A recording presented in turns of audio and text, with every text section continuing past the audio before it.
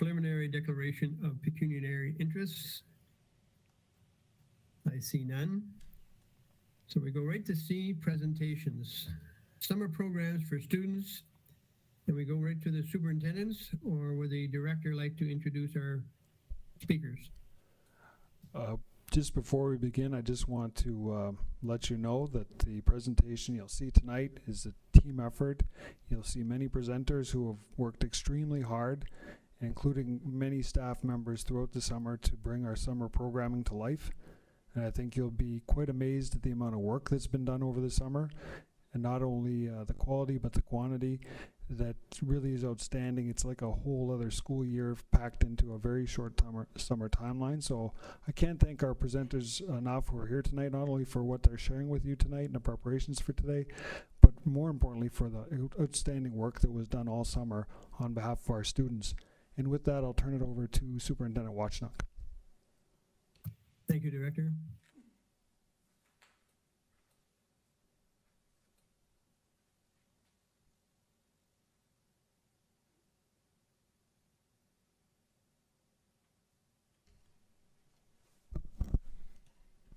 Good evening. Thank you for the opportunity to share an overview of our summer programs with you this evening. Joining us are Principal of Special Education Programs and Services, Colleen McDonald, Manager of Applied Behavior Analysis Services, Brian Manahan, Mental Health Lead, Sarah Jokinen, and Principals of Summer School Programs, Carrie Wilson, Dave Sainamore, Ashley Conley, Kate McKenzie, and Dan Cozier. As you can see in your board report, our presentation this evening highlights 8 summer programs, 3 special education programs, mental health supports, kindergarten camp, the elementary grade 1 to 8 program, a program for newcomers, and the secondary program. There is a great deal of information to share with you this evening that illustrates student achievement and well-being. Our summer programs support Rainbow District School Board's strategic directions. These programs enable students to reach their potential by providing engaging learning opportunities and by setting high expectations. They also help us to build student resilience and to nurture emotional well-being.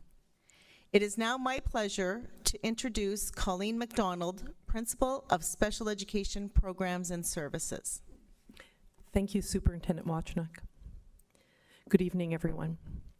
Special education provided funding to support extra staffing for summer programs offered across the Rainbow District School Board. First, to support students attending the CODE Summer Learning Program, special education funded 10 special education teachers to provide small group literacy and numeracy intervention for students. This included 3 special education resource teachers at the Lansdowne Public Schools site, 3 special education teachers at the Adamsdale Public School site, 3 special education resource teachers at the Chelmsford Valley District Composite School site, and 1 special education resource teacher at Central Manitoulin Public School. This extra staffing provided more intensive and personalized programming for all 151 students attending the CODE Summer Learning Program. In addition, educational assistants were provided at Lansdowne, Adamsdale, and CVDCS sites to further support student needs. Both the intermediate summer learning program and the secondary summer school locations received a special education resource teacher to support students with their individualized education plans and accommodations. In both programs, the teachers worked with students requiring individual and small group instruction as needed. In the intermediate summer learning program, 21 students were supported by the special education resource teacher, and in the secondary summer school, 44 students were supported by the resource teacher, and those students earned a total of 43 credits. Special education also provided 12 educational assistants to support the needs of kindergarten students at kindergarten camp in the following schools: Algonquin, Larchwood, Adamsdale, Alexander, Churchill, Chelmsford, McLeod, Northeastern, Geiger, Redwood, Princess Anne, and R.H. Murray. Having an educational assistant in each of these programs ensured preschool students requiring additional support had a more successful transition into school. Once again this year, speech and language pathologist Stephanie Freniette conducted assessments with students at the Centre for Education during the months of July and August. In total, 26 speech and language assessments were done, and during this time, Stephanie completed full reports and held parent meetings to ensure strategies could readily be shared with staff working with students this fall. These summer assessments resulted in 10 students being identified as requiring intervention, and they have been added to our speech and language block for the fall. Further, 16 students were referred to the Children's Treatment Center School Rehabilitation Services based on their need for articulation programming. Also in summer assessments, we had Dr. Patricia Ross, clinical psychologist, who conducted assessments with students during July and August. In total, 10 psychoeducational assessments were done. During this time, Dr. Ross completed the reports and held parent meetings again to ensure that strategies could be shared with staff working with the students this fall. Of the 10 summer assessments conducted, 7 resulted in new identifications of a special education exceptionality. The Summer Transition Program was designed to support students with significant special needs and/or anxiety to get back into school. It was open to students in kindergarten to grade 12, and each Rainbow School was invited to submit a transition plan proposal in June. Each individual plan was uniquely designed by the school team to best meet the needs of the students and families in their community. Schools receive funding for staffing and also for transportation as required. The programs ran between August 22nd and August 31st, and they all look different. Some provided a full day or more in class, while others provided visits or fun activities or one-to-one interaction with staff. The goal in all programs was to ease the transition back into school by providing students with the opportunity to reacquaint themselves with the school building, their classroom, and of course to meet and interact with school staff, and in some instances families accompanied them during this time. Where required, the school provided transportation, and in some cases, families transported. All in all, it was a great way to welcome back our students with special needs and relieve some of the anxiety for them and their families about beginning a new school year. As you can see on the graph, 17 schools offered a special education transition program. This included 6 secondary schools and 11 elementary schools. A total of 393 students participated in the special education summer transition programs that were offered at the 17 schools. 62% of the participating students attend intensive support programs, and 38% of the participating students attend regular program.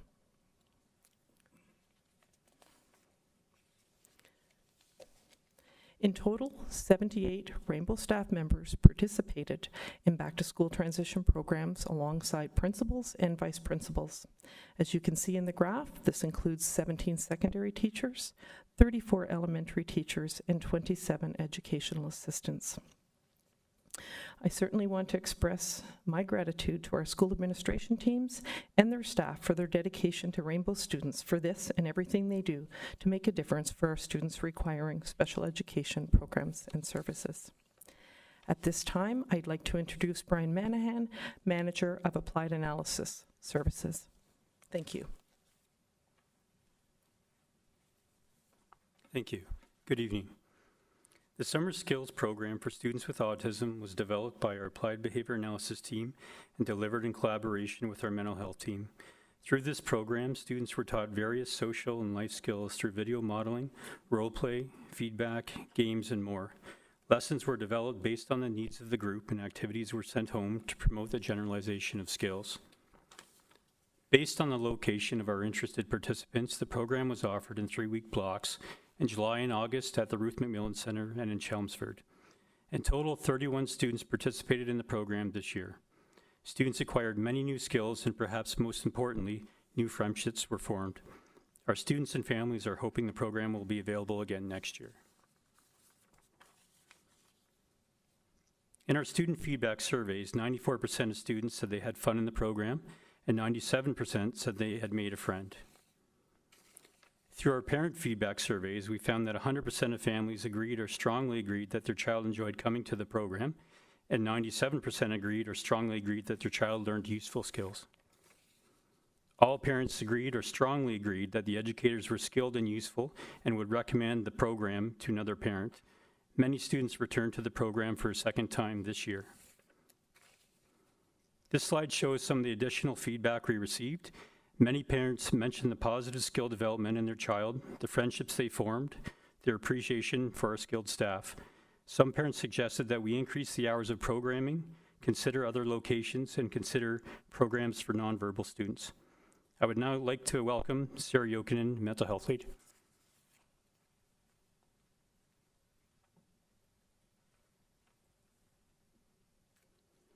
Good evening. The mental health team had the opportunity to provide direct supports to students over the summer months. You have just heard about the wonderful summer skill development program for students with autism. The mental health team staff supported the summer skill development program by facilitating a daily group entitled We All Have Feelings, designed to enhance emotional literacy. We also worked with our summer learning program and facilitated a group program over the 3 weeks for grade 8 students entitled How Can I Support My Mental Wellness? The purpose of this group was to help students understand stress and how it impacts the way they think, feel, and behave as they transition into grade 9. Students explored the concept of growth mindset and how to apply it daily and when feeling stress to help shape their approach to learning and support their mental health. Additionally, we had mental health staff available to support our summer learners with their mental health on an as-needed basis. I would now like to invite Ashley Conley and Kate McKenzie to come forward and talk about kindergarten camp. Thank you.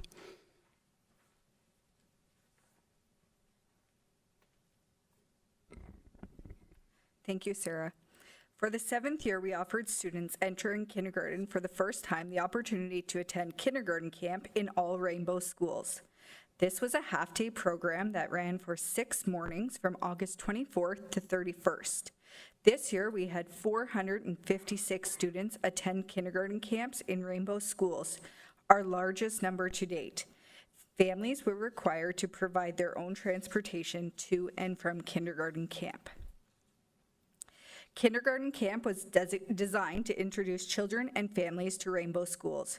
We wanted to support children in their transition from home to school and give our youngest learners time to settle into their new learning environment. Through their experience at kindergarten camp, children were introduced to some of the staff and became familiar with typical routines. We knew that this experience would help children become excited about learning and support them in developing new friendships. It also gave students an opportunity to become independent in learning by living and playing in different environments. This year, kindergarten camp offered at 25 schools with locations in Sudbury, Espanola, and Manitoulin Island. Some sites ran multiple classes, including McLeod Public School, which ran 2 classrooms, R.L. Beatty, which had 3 classrooms, Walden Public School, which had 2 classrooms, and Valley View Public School, which had 2 classrooms. The program for Churchill Public School was hosted by Westmount Avenue Public School due to construction, but was still a valuable opportunity for those students to meet their peers and form friendships prior to starting at Churchill. A number of staff were part of the program, including 30 teachers, 13 designated early childhood educators, and 12 educational assistants. Several staff had participated in kindergarten camp throughout the years.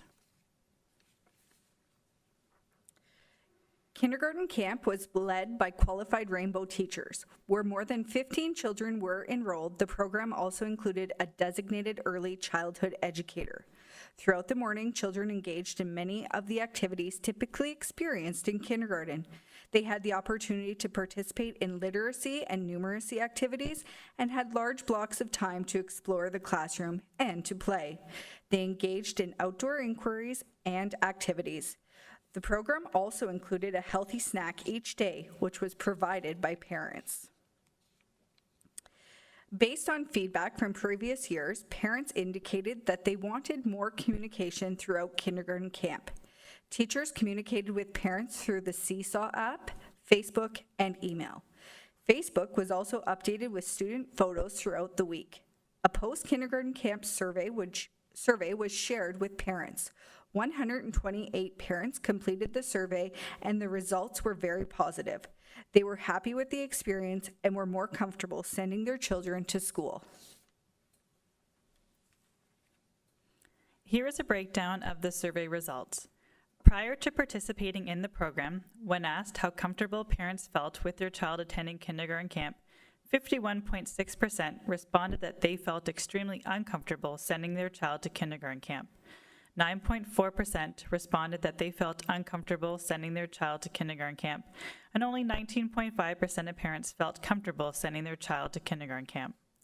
At the end of kindergarten camp, 72.7% of parents strongly agreed that their child was more prepared to attend kindergarten in September as a result of attending kindergarten camp. Here again is a breakdown of the survey results. When asked, would you recommend kindergarten camp to other parents, 99.2% of parents responded yes, 0.8% responded maybe. The next two slides will capture how parents we surveyed felt about the kindergarten camp experience. One parent said, "It's a wonderful opportunity for 3- and 4-year-olds to attend. It helped my little guy not feel so nervous about what to expect at school. The teaching team were also so welcoming. Great job, RDSP. I wouldn't change anything." Another parent said, "I noticed a great change in my child after attending kindergarten camp. He became even more independent with dressing, toileting, and packing his belongings. He felt very proud to attend the camp and officially become a big kid in a big school. I could tell it was very helpful for him to go through the daily routines of life at school, and this prepared him for what to expect on his first day of school. He transitioned very well and looks forward to going to school every day." Finally, another parent said, "Kindergarten camp helped acclimate my child and get her ready for a school environment in ways that I would not have been able to on my own otherwise. She got to meet other children and faculty members and acquainted herself to the school environment so that on the first day of school, she was much more comfortable than I would have otherwise expected. It was a wonderful way to ease children into a school environment if they have no or very little prior experience with a school setting." We also asked our full-time kindergarten teachers what impact kindergarten camp had on the children who attended. Here is an educator's reflection. Children are very tentative on the first day to leave the home, but they quickly start to recognize their educators and fellow classmates and arrive with smiles and excitement to begin. Each day, we see progress in the children as they get used to consistent routines for the morning. So much learning happens in those few mornings we meet, but it makes all the difference to how they begin their first school year. On the first day of school, children that have attended the camp already know all the steps and expectations as they enter the classroom. In my case, I am fortunate to teach kindergarten camp in my own school year classroom, and many of my kindergarten camp students will eventually be in my school year classroom. That first little experience at school in the similar setting with greater adult support has an enormous impact in that September transition from home to school. Another educator reflected that they teach kindergarten camp because I believe that it is beneficial to the students to get used to the classroom that they will be in, learn about the layout of the school, meet local celebrities who are the people that work in the school, and understand/learn about the rules and the classroom/school. When the JK students know people in the school, it is hopefully less scary for them to come on their first day. They were able to see friendly smiles and welcomes and know that it is okay. It is also a good time to wean some parents. Some parents have a hard time letting their little ones go, and it is a nervous time for them as well. The JK camp transition is a good way to deal with that when there is a small number of students. I like to do art and science, so we create or experiment based on students' interests. Experiments go home with a note for the students to talk about with their parents. It is a great way to establish a positive first impression of their school experience. Kindergarten camp benefited our students immensely. It smoothed the transition from home to school and welcomed students and parents into the Rainbow family. I want to thank our tremendous staff for making kindergarten camp so successful and transitioning our youngest learners to school with ease and excitement. This brings our presentation regarding kindergarten camp to a close. I'd now like to introduce Carrie Wilson. Carrie was the principal of Code Summer Learning and is the vice principal at Sudbury Secondary School.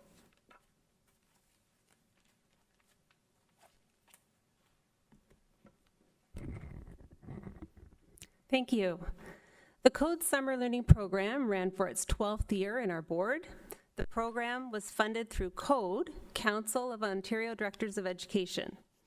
The goals of the program are to minimize summer learning loss by providing an extended school year and additional instruction for students who may have required further development in basic literacy and numeracy skills, engage parents and guardians, and to develop self-confidence in our students. We were very excited to be able to return to in-person learning this year following 2 summers of virtual delivery. Our team was committed to reconnecting with our students and providing them with an engaging experience that promoted hands-on learning. This year, we hosted 7 classes at 4 sites, which included Lansdowne Public School, Adamsdale Public School, Chelmsford Valley District Composite School, and Central Manitoulin Public School. We served 151 students from 25 different schools across Rainbow District School Board. Program leads included Laura Coleman, Lindsay Caleri, Laura Pogue, and Casey Boisvert. Their work was key in the implementation of programming, professional development, and day-to-day management of each site. Each classroom was staffed with 2 qualified teachers, 1 numeracy and 1 literacy. Each teacher was assigned 1 post-secondary student mentor who supported the learning in the classroom. Special education teachers supported each site, as well as 3 educational assistants. Reagan Windover, Indigenous support worker, supported the program to incorporate Indigenous content and teachings throughout. While the CODE funding was reduced this year, collaborative efforts, which included our special education department, Indigenous education, and tutoring funds, made our level of staffing second to none. I can't say enough about the incredible staff that we had this year. Each day culminated with a recreation component which promoted the physical health and mental well-being of our students. The daily schedule included small group learning led by teachers and student mentors. One-on-one conferencing was also scheduled to address specific learning needs. The program offered a low instructor-to-student ratio of 1:3 or less at all times. This allowed for intensive interventions in the 3-week period of the program. Each day began with time for all participants to connect, build relationships, and establish a positive learning environment. In addition to mindfulness activities, teachers developed creative activities to engage students. Here's an example of how the morning started with the junior students at the CVDCS site. Students were divided into teams, which included a looker, a runner, and a builder. So the looker had to look at the object privately in the hallway and then describe the object to the runner in secret. The runner then instructed the builder to build the object, but the builder could not talk or ask questions. And here's the building station. And this is a final project, or a final product for one of the groups. So this was a fun team building exercise to set the stage for a day's learning.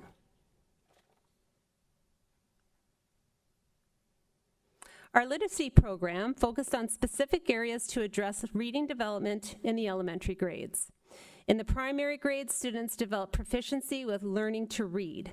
We focused specifically on the development of decoding skills, and teachers dug deeper to uncover learning gaps with phonics and sight words. In the junior grades, There was a greater emphasis on reading to learn. The focus was on the development of reading comprehension skills. The junior division worked to develop skills in summarizing nonfiction texts. Results for reading development are shown here. In the primary division, for reading accuracy or decoding, 91% of students showed improvement. 37% moved up 1 reading level, and 14% of students moved up 2 reading levels. In the junior division, for reading comprehension, 85% of students demonstrated growth measured by the benchmark assessment system. Students from grades 1 to 6 self-evaluated their literacy learning with an average score of 7.2 out of 10, and parents evaluated their children's learning and literacy with an average score of 8.8 out of 10. A narrow focus in numeracy was selected to promote a measurable impact on student learning across grades 1 to 6. Selected pieces in quantity relationships and operational sense that comprise important trajectories in mathematics were targeted. Knowledge Hook Math and Math Up programs were used to identify instructional focus areas and assess progress. Overall aggregate data is shown here for the big ideas, which included quantity relationships, counting, addition and subtraction, and multiplication and division. Average student growth for each of the grade cohorts shows positive results. Students self-evaluated their math learning with an average score of 8.1 out of 10, and parents evaluated their child's learning in math with an average score of 8.8 out of 10. Student engagement was a key focus of the program. Spirit Weeks and incentive programs were implemented at all sites. The picture on the top right shows the overwhelming participation by students at the Lansdowne site who engaged in the Big O Challenge. Our goal was to get kids excited to connect their learning beyond the classroom. The recreation portion of the program was delivered daily from 1 to 2 p.m. Our focus this year was to shift away from virtual presentations and focus on face-to-face engaging activities to promote the physical and mental well-being of our students. Each site had 1 local guest speaker per week, which included Manitoulin Streams, drumming, the Sudbury Art Gallery, and Salty Dog Bagels, as well as weekly trips to local splash pads. This portion of the day was also a time for teachers to conference with students about their learning. You can see in the top right photo that teacher Rick LeGros from CVDCS was able to do this conferencing in a creative way and on the fly. Reagan Windover was the Indigenous support worker with the summer learning program. She was a valuable team member and supported the program in various ways. She connected with families who self-identified as First Nations, Métis, or Inuit to introduce herself and offer her support. She worked in all classes to support the daily morning mindfulness reconnecting time by leading sharing circles. She supported literacy programming for junior grades by incorporating the practice of oral storytelling to support the focus of comprehension and summarizing. She also led daily culturally based programming for the recreation component. One of the goals of the Code Summer Learning Program is to promote parent engagement. Facebook, Twitter, and Instagram platforms were used to promote the program and to connect the program with the broader community. 67% of the families surveyed were connected through social media. The Seesaw app was used as a tool for teachers and program leads to communicate with parents and guardians. Our goal this year was to have all families connected, and we came close to this goal with 90% of families signed up. In total, there were 247 parents using the tool and up to 344 parent visits to the site in a day. I'd like to show you an example of what parents received from the junior team at Lansdowne Public School. Here you see them working on main idea, an activity with that. And then there's a numeracy activation activity. And then there's understanding language, more numeracy activities, comprehension, And then finally, this is an activity, it's a cooperative game which promoted comprehension strategies. Parent feedback was very positive regarding the academic and emotional benefits of the program. In addition, of the 21 respondents, 100% felt that the summer learning program made a positive impact on their child's mental health or emotional well-being. The message on the right was not solicited through our survey, but was sent to one of our program leaders the last week of the program. I'll read this for you. I just wanted to take a moment and thank you and all the educators for everything that you've done for these kids in the last 3 weeks. So many fun activities, trips to the splash pad, guest speakers, treats, tons of outdoor fun, and the best part, lots of learning. Thank you so much for all that, and also for always keeping us in the loop with everything, with all your messages and pictures. You are all appreciated more than you know. This demonstrates the positive impact of our great team. The summer program had a significant impact on the educators involved. Professional development was delivered to teachers and support staff. Through this, many teachers and support staff who are new and just entering the teaching profession have gained valuable experience. 3 testimonials are shown here, and I'll read them for you. The program has helped further my skills and abilities in completing the comprehension portion of LLI to have those critical conversations with our students. That's Mike McCrory. Last year, I was a primary mathematics student mentor where I assisted a teacher with her lesson planning. Joining the summer learning program again this year in a new role supported my professional development as I was able to develop my mathematics skills as a classroom teacher. I feel better prepared to take on a class of my own as I enter the permanent position in the fall. This was an excellent opportunity to transition into the classroom teacher role, and that's from Amy Coyne. Lastly, the summer learning program has definitely helped support me as a teacher. Seeing as I have just graduated, it has given me the time to practice preparing and teaching my own lessons. I have so many that I would like to use in the future, writing report cards, and has provided me with more knowledge on LLI and BAS assessments at the primary level.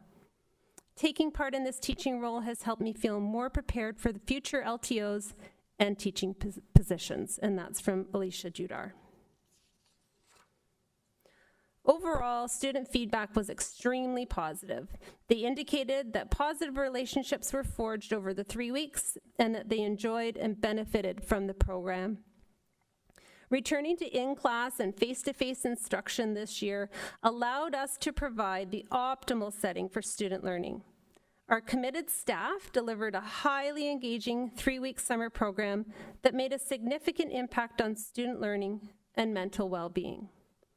I want to thank the staff, students, and parents for the commitment to the program and making it such a positive experience. Lastly, the Code Summer Learning Program benefits our schools and communities in many ways. Aside from the academic gains, schools benefit from instructional supplies purchased through the program, which enhance learning throughout the school year. Last fall, through the Code Summer Learning Program, I purchased materials to build Gagaball courts for 2 of the designated sites. Courts were constructed at Princess Anne Public School and CVDCS by high school students and their teachers from Sudbury Secondary School and CVDCS. The logo featured on our social media and t-shirts for staff and students was designed by a Sudbury Secondary School media arts student, Mikey Lampman. Mikey was the winner of the logo design contest this spring. These projects promoted authentic, hands-on learning opportunities that benefited many facets of our school community. This brings to a close our presentation of the Code Summer Learning Program. I'd like to now introduce Richard Duffy. He is a literacy and numeracy consultant with the board and was the site lead of the Intermediate Summer Learning Program.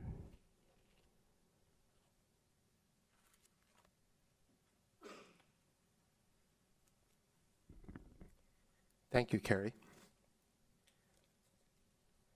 Rainbow District School Board has offered a summer program for grades 7 and 8 students since July 2017. Since its inception, the goals of the program have been to minimize summer learning loss, fill critical gaps in literacy and numeracy learning, support students as they prepare for high school, and help students understand their strengths and needs as learners.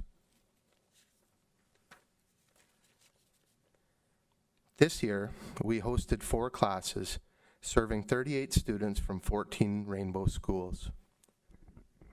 The program was delivered in person at Princess Anne and Central Manitoulin Public Schools.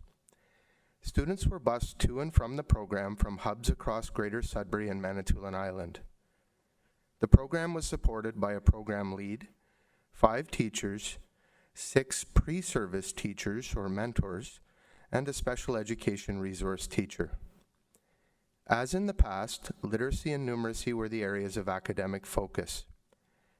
In addition to academics, students had the opportunity to participate in experiential learning opportunities, such as outdoor education, cooking, and coding.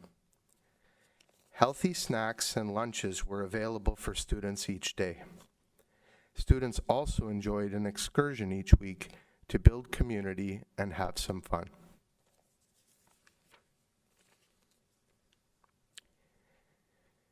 Each day of the summer program began with a morning meeting or sharing circle where students were able to share important things happening in their lives and discuss things happening in the community and world. 2 90-minute instructional blocks, separated by a short nutrition and physical activity break, framed the core of the learning for each day. After lunch, students participated in experiential learning opportunities. This provided teachers some time to pull individual students and small groups to assess students and provide extra help.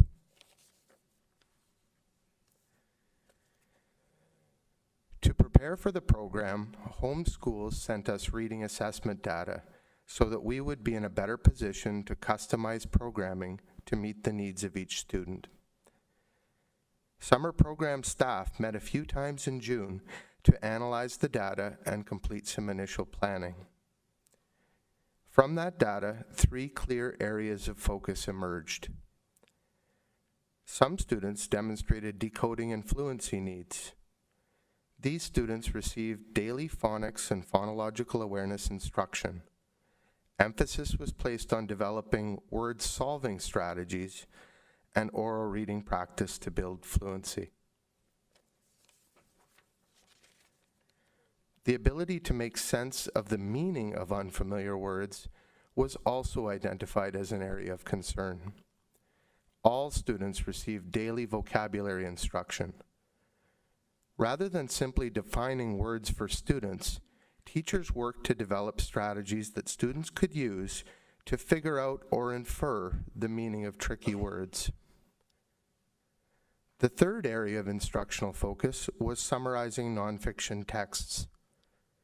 In almost every subject in high school, students will need to read, make sense of, and respond to informational and persuasive texts. The ability to identify important details from these texts is a critical comprehension skill. Beyond just a basic retell or recall, summarizing implies the valuing of details to distill a text down to its essence. This lays an important foundation for the development of critical literacy, where students are asked to respond to, evaluate, and critique the texts they read.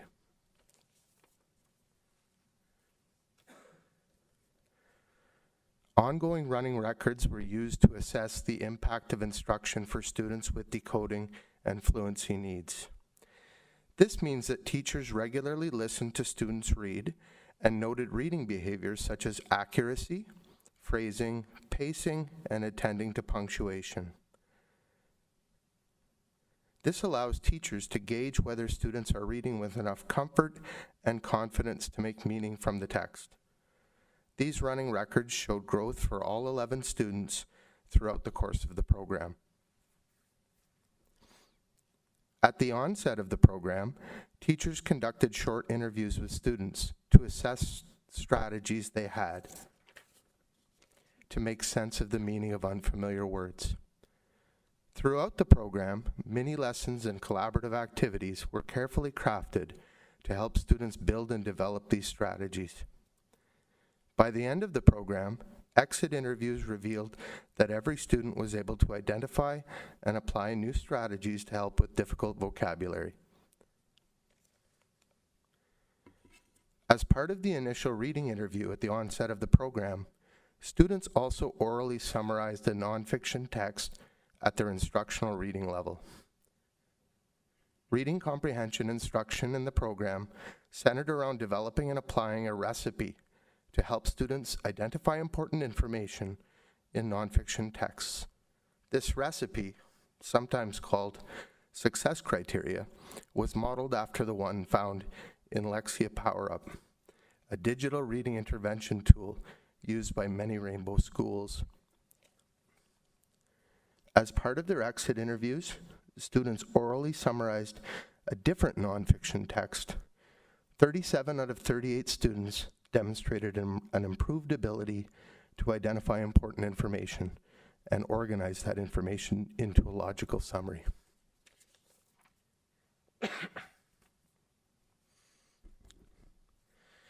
Based on feedback from grade 7, 8, and 9 D-Stream math teachers, 3 concept areas were identified as critical to success in secondary mathematics.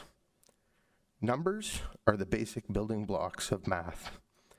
Having well-defined and well-developed number sense implies that students are able to represent numbers in a variety of ways, that they have a good sense of the value of numbers, and are able to also work with numbers in a variety of ways.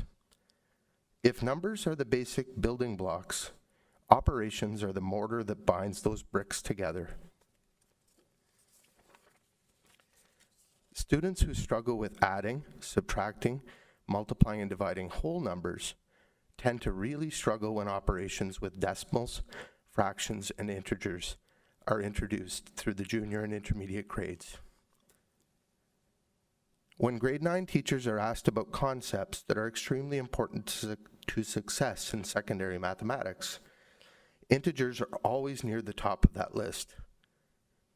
Introduced in grade 6, this new number system is often challenging for students who are still struggling with fundamental number sense and basic operations.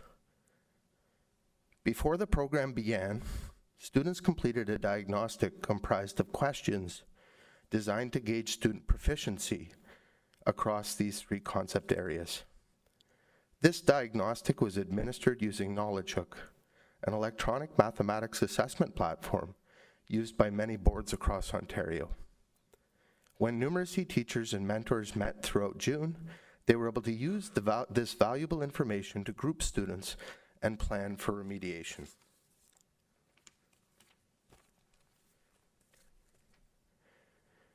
Teachers were able to use the diagnostic information to provide precise interventions for each student. Leaps and Bounds Toward Mathematics Understanding, a comprehensive scaffolded intervention tool aligned with the Ontario Math Curriculum, was used to support small group and individual mini lessons. Mental math mini lessons and games provided important practice opportunities. A parallel KnowledgeHook assessment, same questions but different numbers, was administered at the end of the program. By keeping the focus narrow and using precise interventions to address specific gaps, significant growth was noted across all 3 concept areas. When comparing the overall pre- and post-assessment scores, every student improved and the average increase was 17%.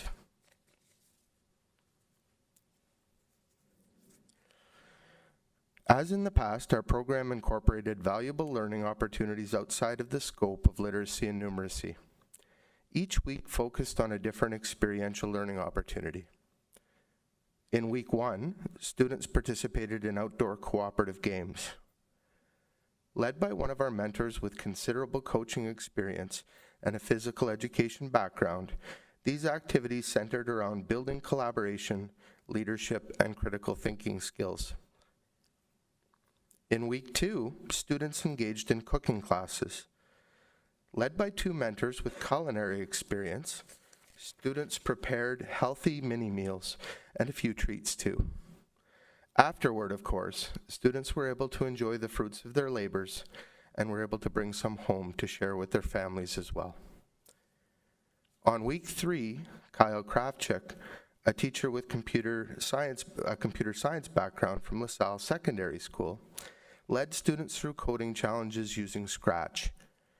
With his expertise, Kyle was able to create activities that engage students with varying levels of coding experience. During the period of experiential learning, teachers were able to pull students to assess them individually and provide personalized one-on-one instruction.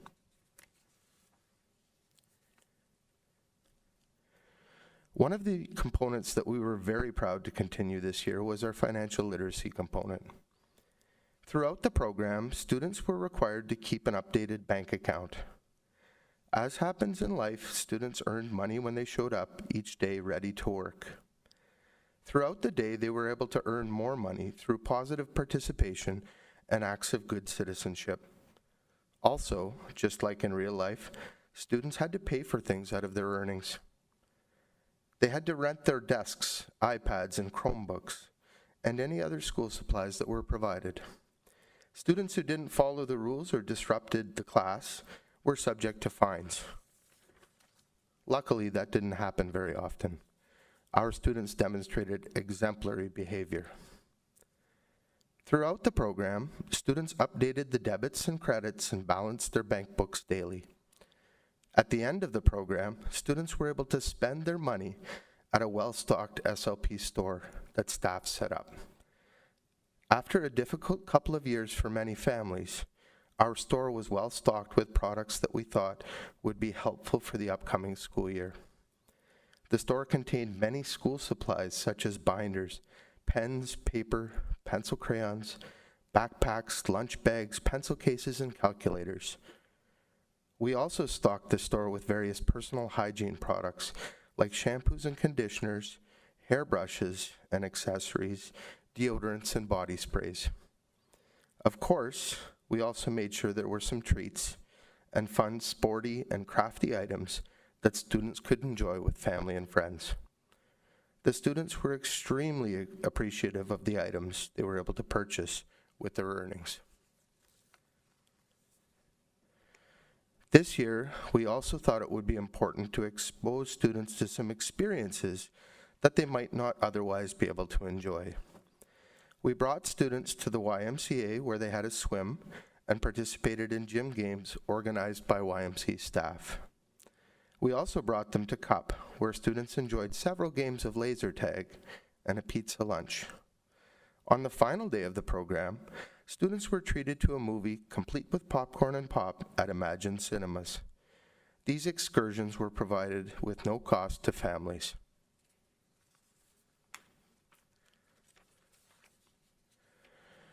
Throughout this presentation, information and data has been shared that demonstrates the efficacy and effectiveness of this program. This data, I think, above speaks volumes about the staff and their ability to build quality relationships with students in a short period of time. Students who attended the program had to complete a survey. As you can clearly see, the vast majority of students, 81.6%, did not want to attend the program. At the end of the program, however, 91.8% of students were happy they did attend. More importantly, every student was able to identify a specific skill, concept, or strategy in both literacy and math that they learned in the program. The students also indicated that they enjoyed the experiential learning opportunities and excursions. I'd like to now introduce Principal Pablo Guilafo and Vice Principal Tim Najuan, who will speak about Indigenous Summer School.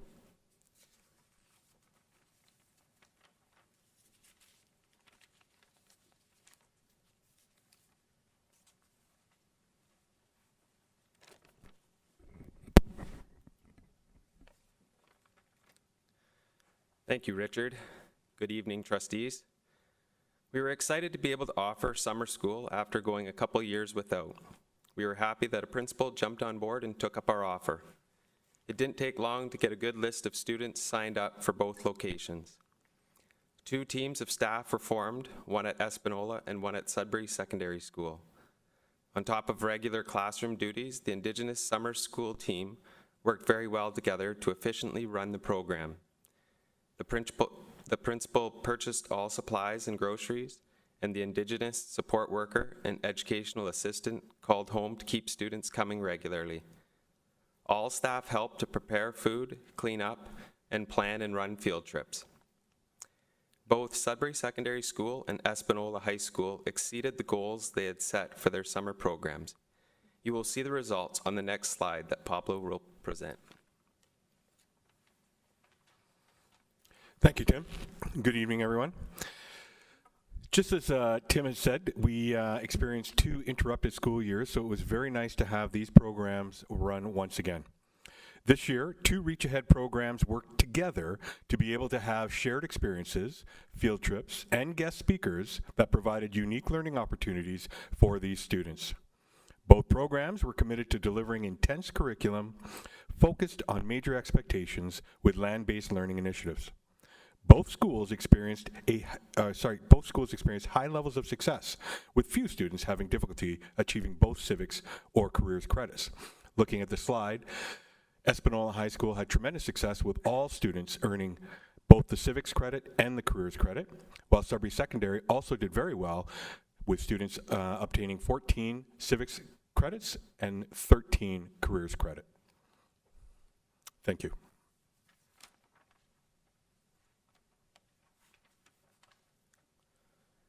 This educational experience brought 2 communities together for shared learning.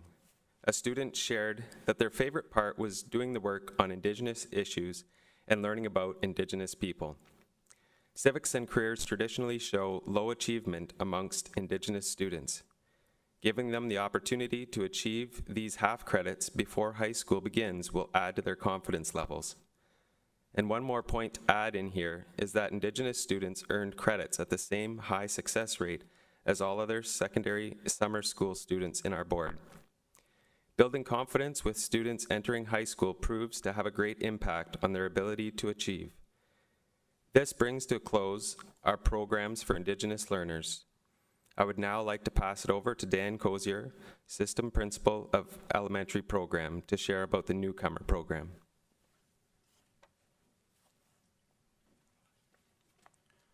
Thank you. This year, in partnership with the YMCA of Northeastern Ontario, newcomer families were offered an opportunity to participate in focused summer learning.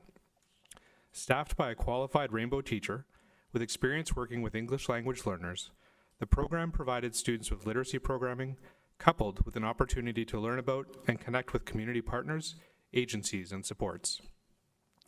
After initial discussions with YMCA Immigrant Services and the settlement worker in schools, it was determined that a program at McLeod Public School would best serve the needs of newcomer families in the community.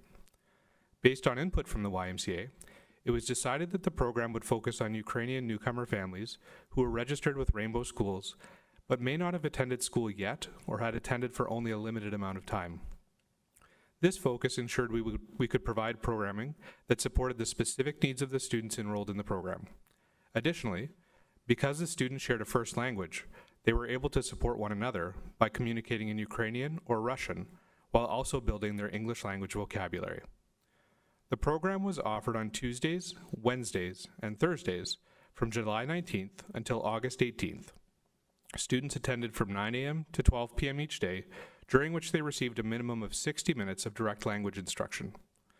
This direct instruction was paired with incidental language development, which included learning about secondary pathways, community activities supports, and Canadian games and activities that they might encounter in their schools.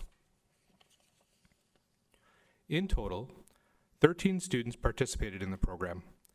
These students ranged in age from 6 to 17 and came from a number of Rainbow schools, including McLeod, Adamsdale, Llewellyn, and Lockerbie. Students had the opportunity to work in small groups with the teacher and YMCA staff. Community partners who supported the program included Greater Sudbury Fire Services, the Greater Sudbury Public Library, and YMCA Employment Services. Part of the benefit of the program was that the classroom teacher was able to complete initial student assessments for any students who had not yet attended school in Canada. Having these assessments completed at the end of August meant that the staff supporting the students in their home schools had quicker access to information about their English language proficiency to support programming and startup. Feedback from students regarding the program was extremely positive. One student, when asked for their opinion, wrote, "On this course, I heard many very important things that will be needed for a certain period for me. I learn about money, what is the difference between a debit and a credit card, mental health, and of course, I improve my language skills." Moving forward, we continue to work with the YMCA and our settlement worker in schools to support newcomer families and their successful transition to Rainbow Schools. Thank you. I'd like to introduce Principal Dave Sainamore, who will be presenting our secondary summer programs.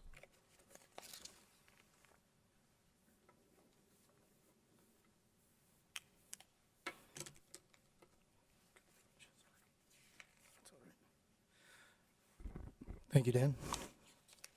Just gotta find my section here.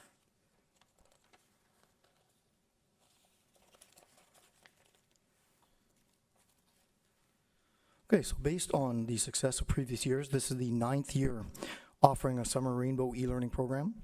The Ontario Secondary School Literacy course, normally offered through blended learning, was delivered fully through e-learning. And with some reduced COVID-19 restrictions, a 3-credit co-op option was available again.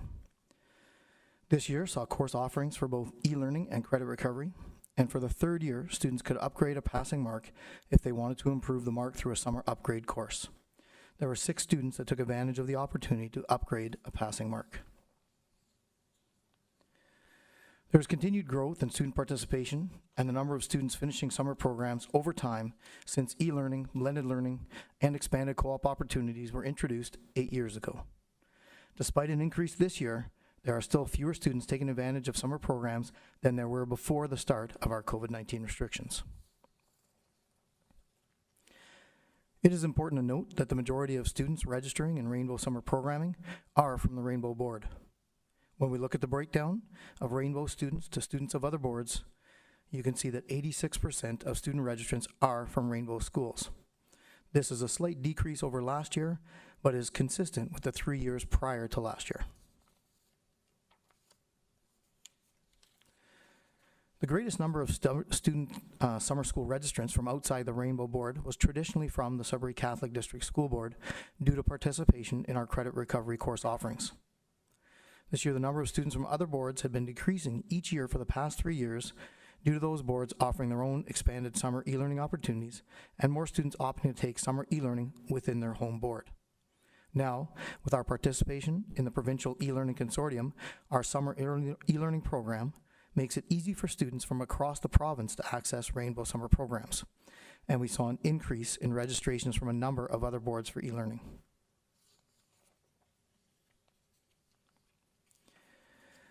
Of the 663.5 credits that were attempted and completed over the summer, you can see that 631.5 credits were earned.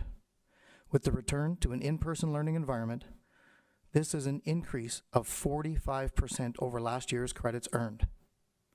We had a 95% pass rate, and this is a 1.4% increase over last year. This high pass rate shows the commitment that students and teachers give to the program over the summer.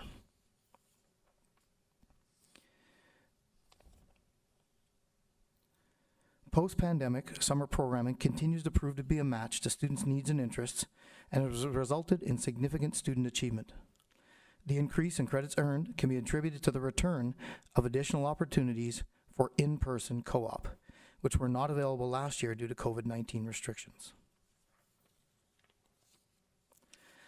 The return of face-to-face interaction directly correlated to the increased overall success rate of credit recovery programming in summer school. The traditional style summer program, which provides in-class instruction, greatly benefits students who are struggling.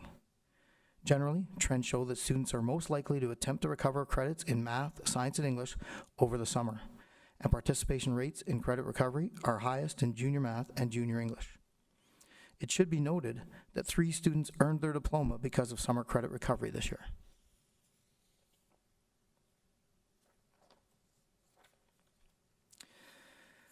This was our 8th year running our very own Rainbow e-learning summer school.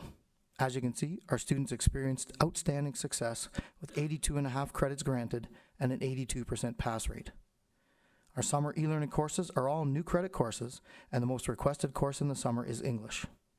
E-learning provides reach-ahead opportunities for students in both the college and university pathways and provides opportunities for students to graduate on time if they are short a credit. It should be noted that 3 students earned the diploma because of summer e-learning this year. In 2022, 473 co-op credits were granted, with the end of the COVID restrictions providing more opportunities for student work placements. This was an increase of 63% over the 290 credits earned last summer. Co-op credits taken in Summit are also all new credit courses. These credits represent reach-ahead opportunities for students in both the college and university pathways, as well as opportunities for students to graduate on time for their short elective credits. And there were 9 students this year that earned diplomas because of summer co-op. In disaggregating the success rate of particular subgroups of the participating population, you can see that all groups of students were successful over the summer at a rate of upwards of 88%. Interesting trends emerged. 22% of summer participants were identified to be at risk by their home schools. 16% of our participants were First Nation, Métis, and Inuit students. 20% of the students were identified with special needs, and 56% of the participants were in grades 11 or 12. This last trend is very telling for us, as it shows the demand for summer school opportunities for our senior students. As you can see, Rainbow Secondary summer programs are having the desired impact. This summer, we were able to graduate an additional 15 students. 3 students graduated because we offered credit recovery courses. 3 students graduated because we offered new credit courses through e-learning, and 9 students graduated because we offered cooperative education. In total, 167 students have been able to graduate through participation in the summer school programs since 2013. The number of initiatives implemented and continued this summer have had a significant impact on student success and student credit accumulation. Part of the measure of success of this program and these new initiatives is the number of students that have been put back on track to graduate and deemed less at risk as a result of their participation. I'd like to thank you very much for supporting the growth and development of Rainbow Summer programs as we work to improve the opportunities for Rainbow students to experience success. At this point, not just me, but anybody would be happy to take any questions. Thank you, everyone. That is fantastic. What goes behind the scenes just blows me away all the time. The amount of work put in was great. So are there any questions for any of our participants? Trustee Cosmerly. No question. I just want to thank the staff who gave up their time this summer. Incredible. It blows your mind to see how well everyone did. And that's because of staff giving up their time in the summer to help our students. So I want to thank them. Thank you, Trustee Cosmerly. Trustee Honda. Thank you, Chair. I just want to add my voice. I just want to personally give a very big heartfelt thanks to all staff, administration, and us for recognizing the need and for doing all we can to have these programs running. Having watched these programs grow over so many years and to see all the positive outcomes, this is definitely one of the things that touches my heart and really shows that we make a difference. And I want to thank each and every one of our staff members for all the hard work that they do. Yes, their time in the summer, and clearly, they're caring for our students. Thank you very much. Thank you, Trustee Honda. Trustee Morrison. Thank you, Chair Clement. I just wanted to say 2 quick things. Well done, and thank you. And I too am a believer in the growth and development of these summer programs. Principal Sainamore, I think there's only one way to go but up. And I do think that we have made a tremendous difference. And as the other trustees have said, That's because of the commitment of Rainbow staff. So thank you again. And I will be looking, I hope in the future, we'll all be looking at expanding these opportunities. I think it's one of the most important things we do. Thank you. Thank you, Trustee Morrison. Trustee Stringer. I'd also like to send out a big thank you to all of our presenters this evening for their detailed, interesting, and exciting presentation. Clearly, all of our students were very engaged in enjoying the programs and learning. I had the pleasure of attending the end of the year program celebration at CMPS, and I saw kids really pumped about their learning and proud of their learning.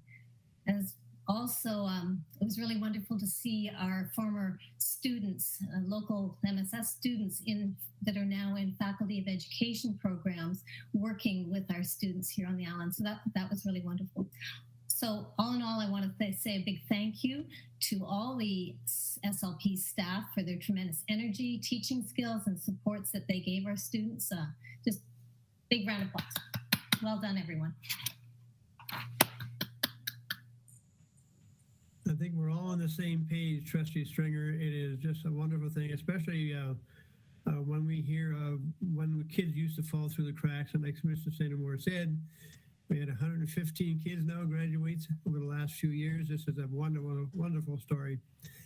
Hope we can keep it up. Any more questions or comments? I see none. So we'll go to report from in camera. I see none. Old business. Previous minutes. We have a motion that the minutes of the board meeting held on Tuesday, August 30th, 2022 be approved. I need a mover, please. Trustee Dewar. Seconder, Trustee Honda. Any questions? I see none. Oh, 1 second. Trustee Gibson. Thank you, Chair Clement.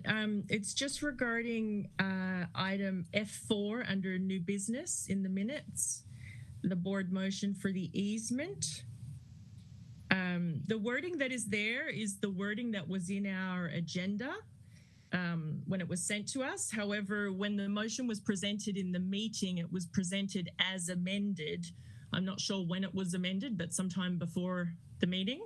And so the motion that we voted on, I believe, read that the Rainbow District School Board support a request for a permanent easement for the purpose, etc. So you would strike the words be granted and add the words support a request for. That's how I remember it. Okay, thank you. Thank you. So can we make that change? If that was a change that was in the minutes? Chair Clement, we can certainly make that change. Trustee Dewar. Yes, I agree 100%. That's how I remember it as well, that there was, we had to amend it because we can't make a motion giving ourselves permission to do something for ourselves. So thank you very much. And so the only thing you have to change in the minutes or in the motion that is on the floor is to add as amended and then allow Cindy to put in the amendment when she does the minutes. The amendment being, and she'll do that. Thank you, Trustee Dewar. So we will add to this motion as amendment, and we'll ask our Cindy to change that wording. So just to clarify, please, Chair, she doesn't change the wording. She just says the amendment being and okay. Sounds good. All right, thank you. Okay, thank you. If we go ahead then, as amended, poll vote, Director. Trustee Clement? In favor? Trustee Dewar? In favor? Trustee Gibson? In favor. Trustee Honda? In favor. Trustee Cosmely? In favor. Trustee Morrison? In favor? Trustee St. Jean. Trustee Stringer. In favor. Student Trustee Kunze. In favor. Student Trustee Trudeau. In favor. Motion's carried. Thank you, Director. We go on to number 2, tenders request for proposal. We have a motion that the board award the contract for tender 2022-19 for winter maintenance services to the contractors listed on the attached spreadsheet as outlined in bold and in highlights. I just need a mover, please. Trustee Cosmerly, and a seconder, Trustee Morrison. Then we'll hand it over to Superintendent Basnet. Thank you. Through you, Chair Clement. This evening, the winter maintenance tender is a multi-year tender, and the spreadsheet was sent to all the trustees under a separate cover with the backup. We do have Natalie Musso, our Manager of Facility Services, with us this evening at the podium, and she will provide a little bit of information on just how to interpret what you're seeing on the spreadsheet, as well as some additional information. So welcome, Natalie. Thank you. Thank you very much. So you're looking at a spreadsheet of roughly 12 contractors. The highlighted prices are the ones that, of course, are the low bid. That is based on a total of the 3 years of the contract. So it's a unit price for 3 years. So I'll give you an example. If you see a number here that says $3,000, that's over a 3-year period unit price. So for 1 year, it'll be roughly a third of that. So it would cost roughly $1,000 per snow event. And so you're looking at a total of the 3 years here. So as schools are sold, we do remove them from the list. As we've stipulated in the contract, we have the right to add or delete any sites as we see necessary. Are there any questions? Any questions? Trustee Dewar.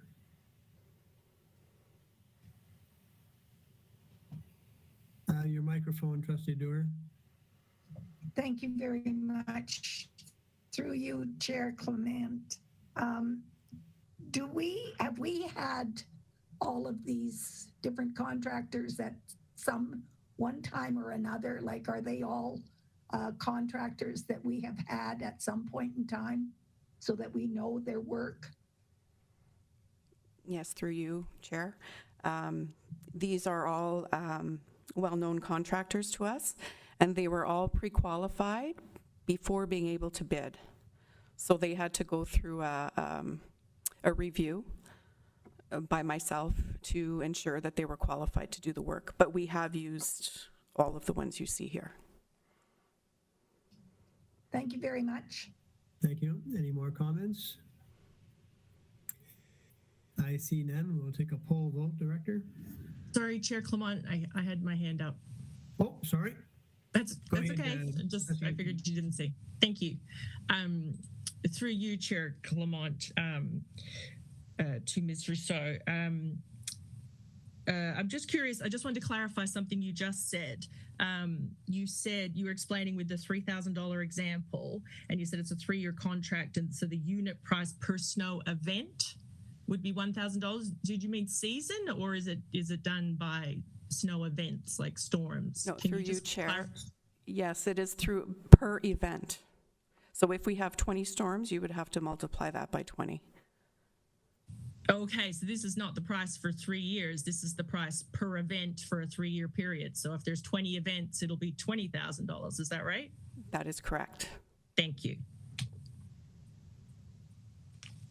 Thank you for that clarity. I was wondering about that myself. Let's hope for good weather. That's for sure. Any more questions? I see none. Director, poll vote. Trustee Clement. In favor. Trustee Dewar, In favor. Trustee Gibson, In favor. Trustee Hunda, In favor? Trustee Cosmally, In favor? Trustee Morrison, In favor? Trustee Stringer, In favor. Student Trustee Quincy, In favor. and Student Trustee Trudeau. In favor. Motion's carried. Thank you, Director. Number 3, reports and recommendations from board committees. I see none. We'll go to A, the Audit Committee. Superintendent Bazinet. Thank you, Chair Clement. We did have an audit committee meeting yesterday afternoon, and I would invite Chair Dina Morrison if she would like to elaborate a little bit on that issue. And before I do that, I just want to mention that we do have a board report that's contained in your package that was sent to you. It's the one that you do see annually. It outlines a little bit on the process in terms of the year-end audit, as well as some of the key area of focus. Naturally, those focus involve fraud risk, as well as looking at a lot of transactions, particularly as it relates to salaries and benefits, which account for the bulk of our spending. Having said that, I would invite Chair Dina Morrison of the Audit Committee to perhaps say a few words on yesterday's committee meeting. Thank you. Thank you. Trustee Morrison. Thank you, Chair Clement, and thank you, Superintendent Bazinet, for preparing and distributing the report. I appreciate that. So this was a meeting that occurs, we try to have this every September in the Audit Committee. We elect the chair of the committee, but the other thing we spend our time on is review of the external audit plan, and that's KPMG in our case, who comes in and is our external auditor. So what the committee does is we review and decide whether we're satisfied or not with the parameters and guidelines that KPMG is going to use for this year's audit. And if we're satisfied, we then make a recommendation to the board. And so the audit committee yesterday made a recommendation to the board to approve the 2021-22 external audit plan. The next thing we did was we looked at the internal audit plan. So that's the internal audit team that covers 8 boards in Northeastern Ontario, and is the manager of that is Melissa Dodge. Sorry, so it was presented by that regional internal audit team. Melissa, unfortunately, was not able to be there yesterday, but we did for the first time get to meet then one of the 2 internal auditors that work for her, so that was helpful. Anyway, what they presented to us is their annual report, which we get every year, and the audit committee reviews, and of course asks any questions of on behalf of the board. So we did go through that yesterday. The next few things we dealt with were almost evaluation exercises. The first one is the audit committee self-assessment questionnaire, which we've done every year. And again, we had some discussion on that yesterday. The other members of the committee are also providing me any written input they have on that. But I also just want to give you a heads up to expect an email from me probably tomorrow to all other trustees of the board who are not members of the audit committee. The audit committee supports when we're going to ask all of you for input on this before the committee completes the self-assessment questionnaire. We want to ask you what you think, what's going well, what you'd like, perhaps what the communications have been like, what things you'd like us perhaps to look into. We're always open, of course, for input from board members, particularly as the committee understands its role, that this is a key responsibility that we have to provide a key oversight function on behalf of the board. So because we work on behalf of the board, we're asking for your input. So look for an email from me tomorrow. Thank you. The next thing we did was provide input on the regional internal audit team and the regional internal audit team managers evaluation. So we had some discussion on that as well. This final evaluation is completed by the host board, which I think you all know. The host board in the Northeastern Region's case is a Sudbury Catholic board. So we provide our input to Sudbury Catholic, gets rolled in with the other 8 boards, and they prepare the final evaluation. The other thing we did was we did the evaluation of our external auditor, that's KPMG. And so we had a discussion on that as well. The key thing that the audit committee has been very happy with the work of KPMG. I think we have clear, frank, honest communications. And just so that the other trustees are aware, not only do we talk about board performance and what we're seeing in various audit reports, including financial, but we also talk about performance of staff, and we've always received positive feedback. At the same time, once a year, we also meet alone. The audit committee meets with auditors, both internal and external auditors, to talk about the performance of Rainbow staff. That too, every year has always been extremely positive. We talk about things like how accessible was the information you asked, how accessible were the personnel that you needed to speak to, how quickly did people respond, did staff respond to perhaps observations or suggestions for improvement. And the response we've always received is very positive. So I'm very proud to share that on behalf of the audit committee. The other things we talked about, and by the way, we do have a recommendation to the recommendation from the audit committee on our external auditors, KPMG. That means we've looked at and we're very satisfied with the terms of reference that's going to be used by KPMG. And that's why we're making this recommendation to the board. Thank you, Trustee Morrison. Would you like to read that motion to the board for the board? Do you have it there? I think Superintendent Bazinet has it. Okay, Superintendent. Thank you. Through you, Chair Clement, the motion reads that the 2021-2022 external audit plan be approved as recommended by the audit committee. Thank you, and I will so move.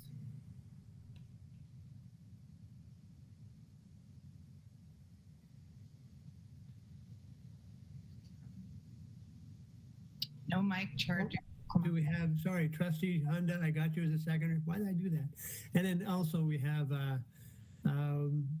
any questions for the audit committee, please? Trustee Gibson. Thank you, Chair Clement. Just through you to the chair of the audit committee, Trustee Morrison. So the external audit plan is the exactly what's in the report, the part that's the process, I guess, is the actual plan. Is that correct?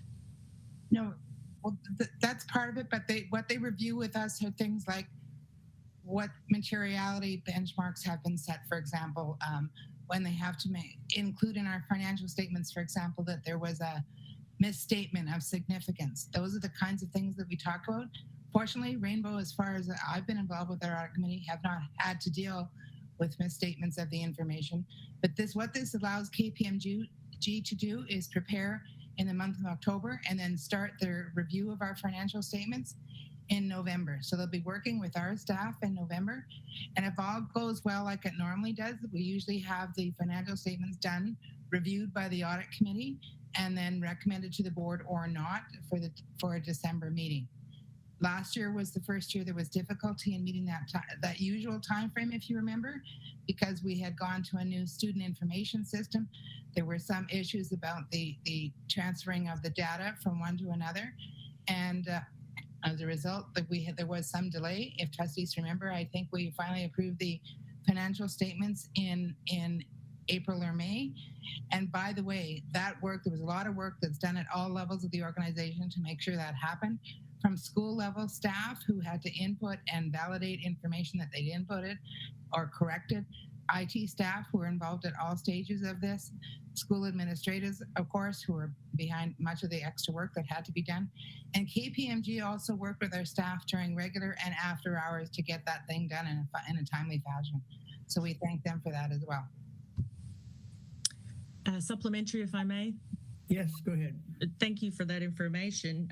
My question was, the motion is asking me to approve the external audit plan. Is this report the plan? Because you're using two different words, so I'm confused as to what I'm voting on. Is this report the plan that I'm approving?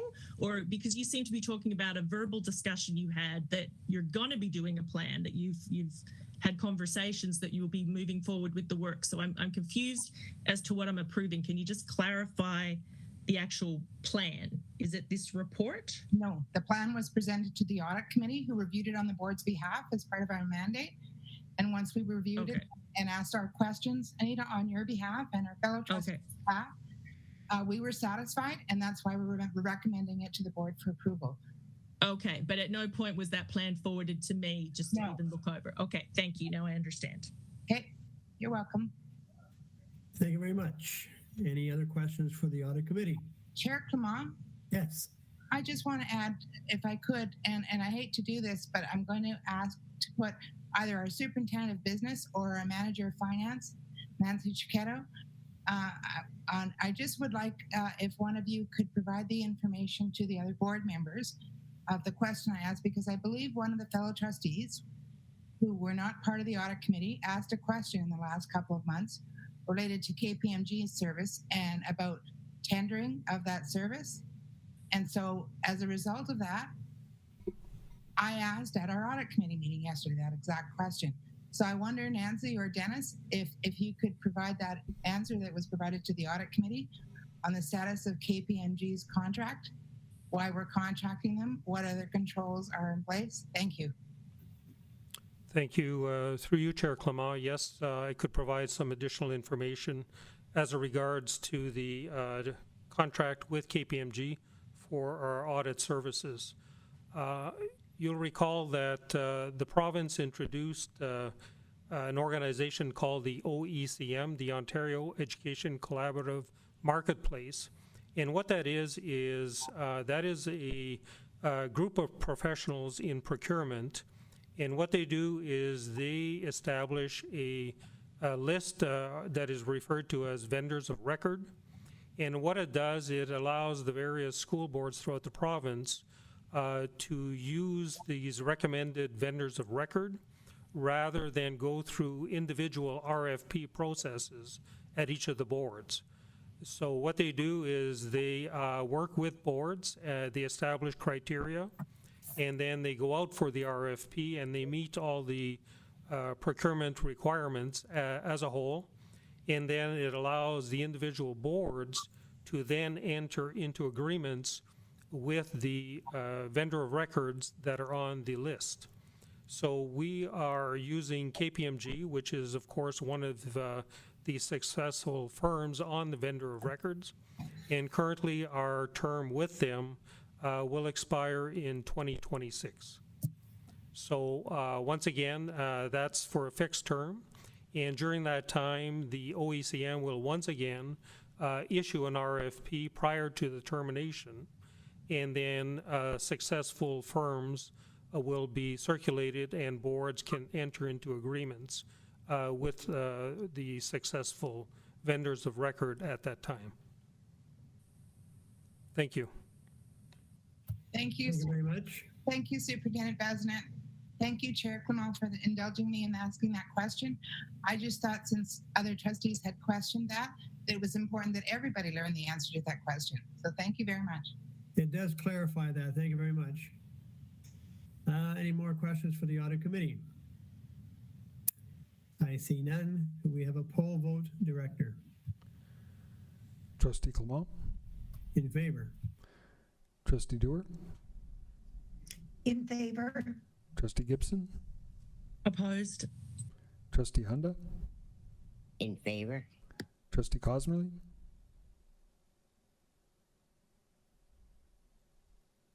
In favor, sorry. Thank you. Trustee Morrison? In favor? Trustee Stringer? In favor. Student Trustee Quincy? In favor. Student Trustee Trudeau? In favor. Motion's carried.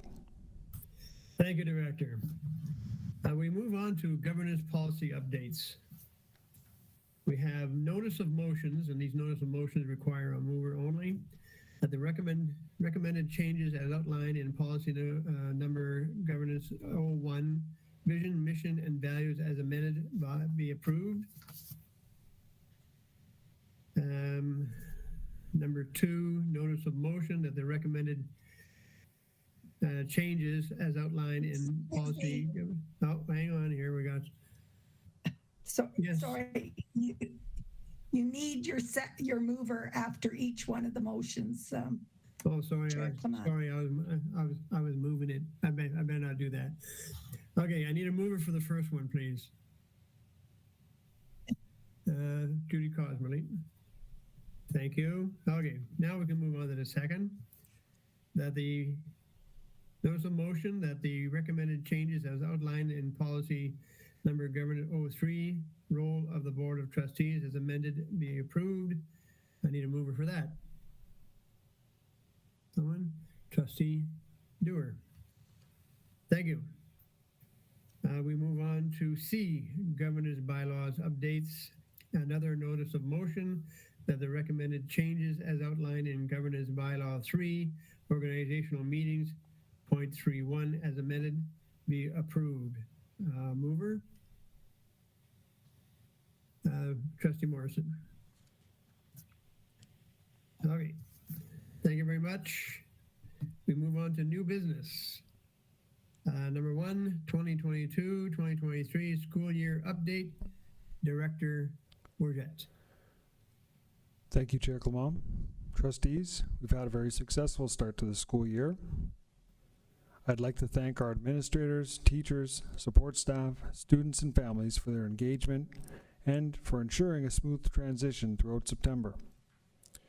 Our superintendents and I have visited a number of schools these past few weeks, and we've seen a great deal of energy and enthusiasm, and we will continue to build on this momentum.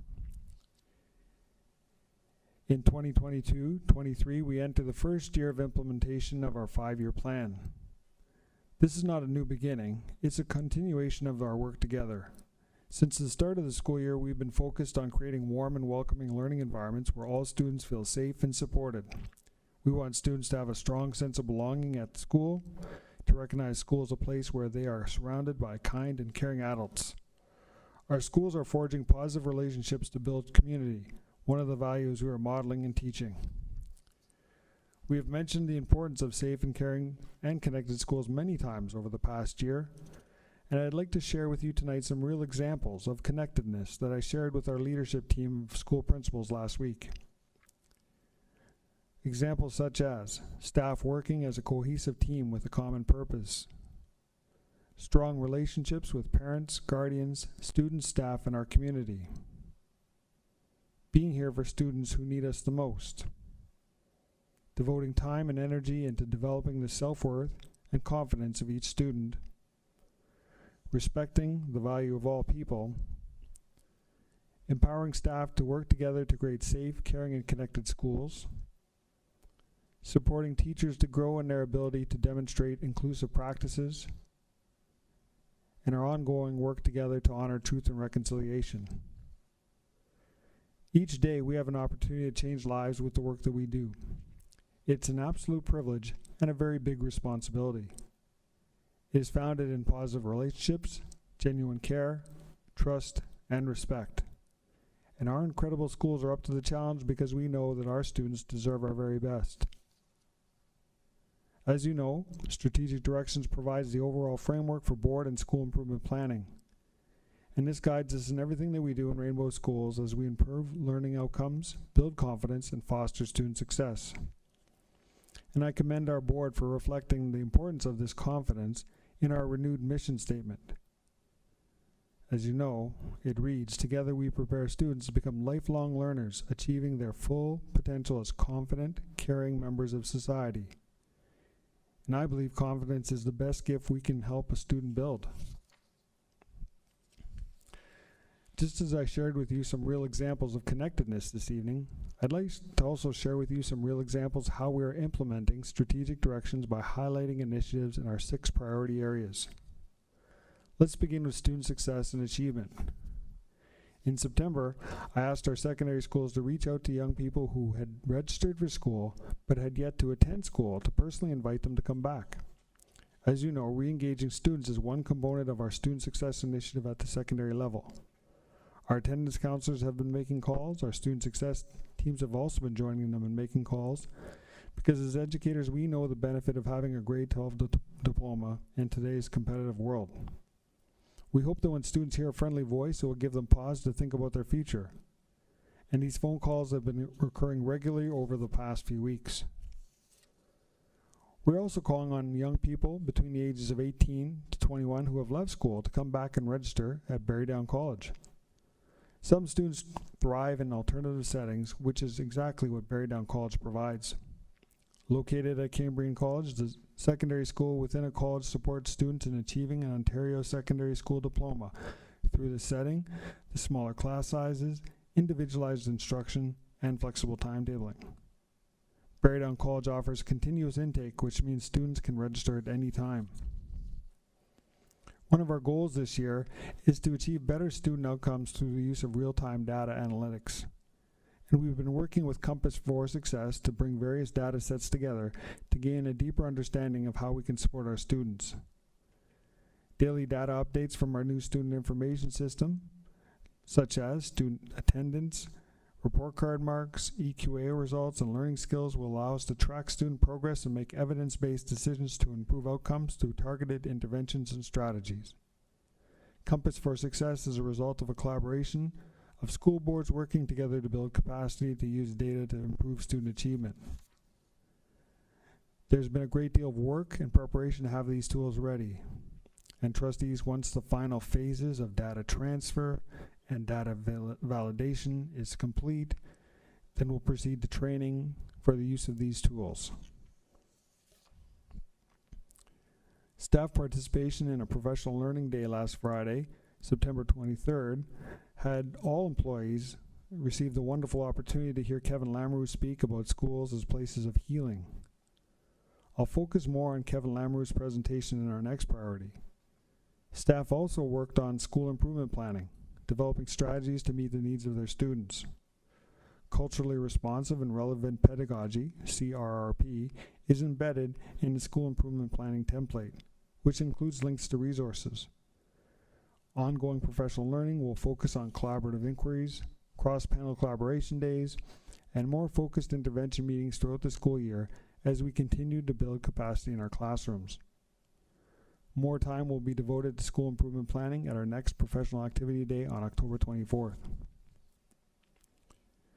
There's also renewed focus on the trades this year as the province looks to address the need for skilled workers in all areas with an expansion of technological education and apprenticeships. The trades will offer career opportunities for students who enjoy hands-on learning, and we will be encouraging more students to think about trades and engaging with parents and guardians in this conversation. As lifelong learners, we're all on a journey to develop our knowledge and understanding on our path towards truth and reconciliation. For many people, including myself, we are also committed to learn and grow in our ability to be strong allies for our First Nation, Métis, and Inuit students and families. And we continue to build partnerships with our First Nation chiefs and communities.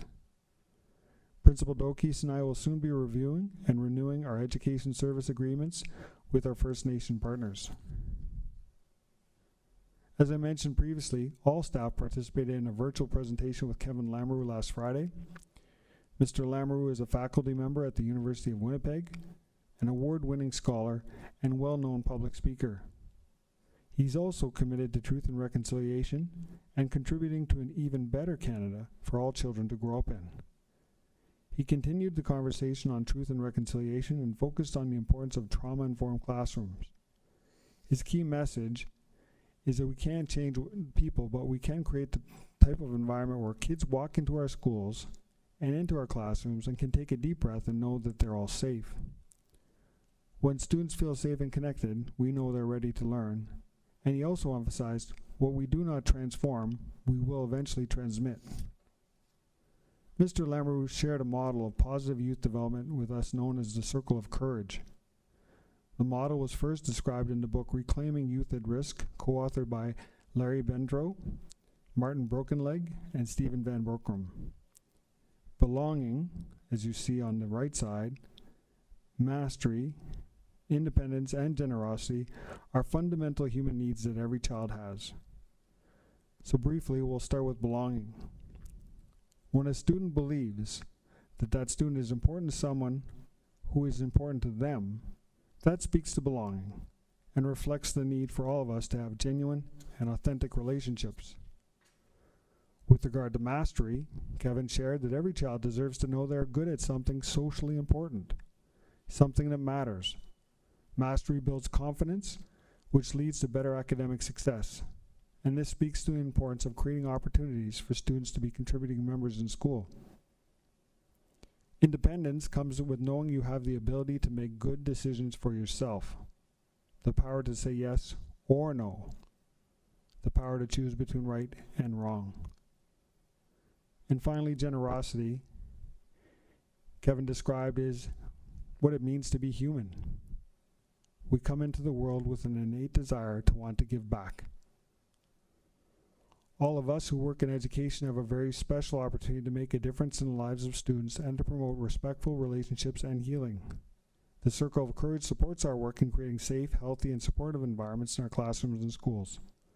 I'd like to thank Kevin Lamoureux for sharing his insights and experiences with us. His words of wisdom were very well received by our staff. It was a tremendous day of learning and growth for all of us. Trustees, as you know, September 30th marks the second year of the National Day for Truth and Reconciliation. The day honors the lost children and survivors of residential schools, along with their families and communities. It coincides with Orange Shirt Day. Our Indigenous education team continues to support the learning of all staff and students in Rainbow Schools as it relates to the history and culture of Indigenous peoples in Canada. A number of resources have been shared with schools to make the National Day for Truth and Reconciliation meaningful and memorable. Please wear orange shirts that day to show that every child matters. A sunrise ceremony will take place at the Center for Education on Friday, September 30th at 6:45 a.m. We will gather in unity with the principles of the 7 grandfather teachings: love, respect, bravery, wisdom, humility, honesty, and truth, to strengthen the importance of resilience, equity, and community in Rainbow Schools. And all are invited to join us outdoors at 408 Wembley at 6:45 on Friday. The sunrise ceremony will be conducted by Anishinaabe Traditional Advisor, Mr. Gerard Sasagi, who is a member of Curve Lake First Nation. Moving to literacy and numeracy, you know, are the foundation of all learning, and we'll continue to build on our work by drawing on the outcomes of the Right to Read report released earlier this year by the Ontario Human Rights Commission. Right to Read examined literacy success for students with reading difficulties and made recommendations intended to improve literacy outcomes for all students, including early and ongoing screening. We will continue to implement intervention strategies for students requiring additional support and use proven methods of instructional practice to support student success. Here are just a few examples of literacy interventions that we're using in our schools. Haggerty Phonemic Awareness, Leveled Literacy Intervention, otherwise known as LLI, the Lexia Core 5 and Lexia Power Up programs, the Empower Reading programs that break down from grades 2 to 5 in decoding and spelling. Also for grades 6 to 8 there's a program, and the Empower High School programming we offer. Right to Read emphasizes the importance of screening at an early age, and as a result, and thanks to our special education department, we have added over 20 special education resource teachers in our primary grades. The special education resource teachers will provide support with the screening tools for early language and reading in kindergarten to grade 2, work in classrooms with staff to provide immediate effective interventions, monitor and document effectiveness of these interventions while communicating and coordinating supports with school staff, classroom staff, and small group interventions for students who are not achieving oral language or reading benchmarks.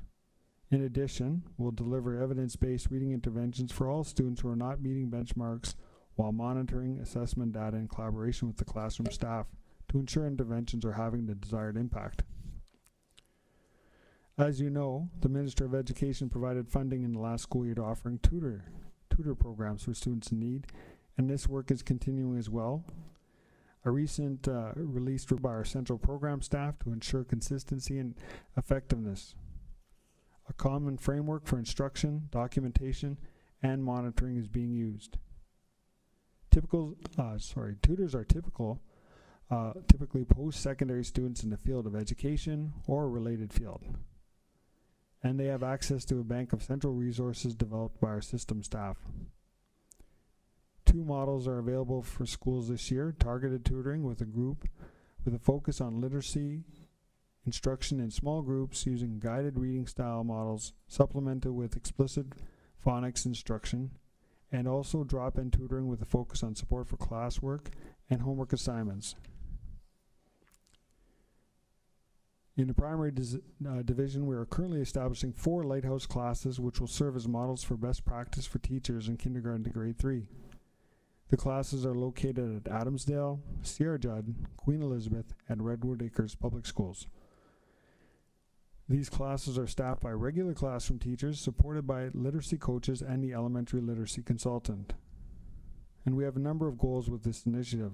The classes will build system capacity with high-yield Tier 1 strategies, explicit phonics instruction, intentional balanced literacy, and cross-curricular integration between literacy instruction and content areas like science, technology, and social studies. Classes will be ready for teacher visits sometime in October. The initial focus will be on staff in the new teacher induction program, and staff will visit Lighthouse classes to observe a literacy block and engage with professional learning with the literacy coach. Those literacy coaches will schedule follow-up visits with teachers at their home schools to support implementation of observed strategies.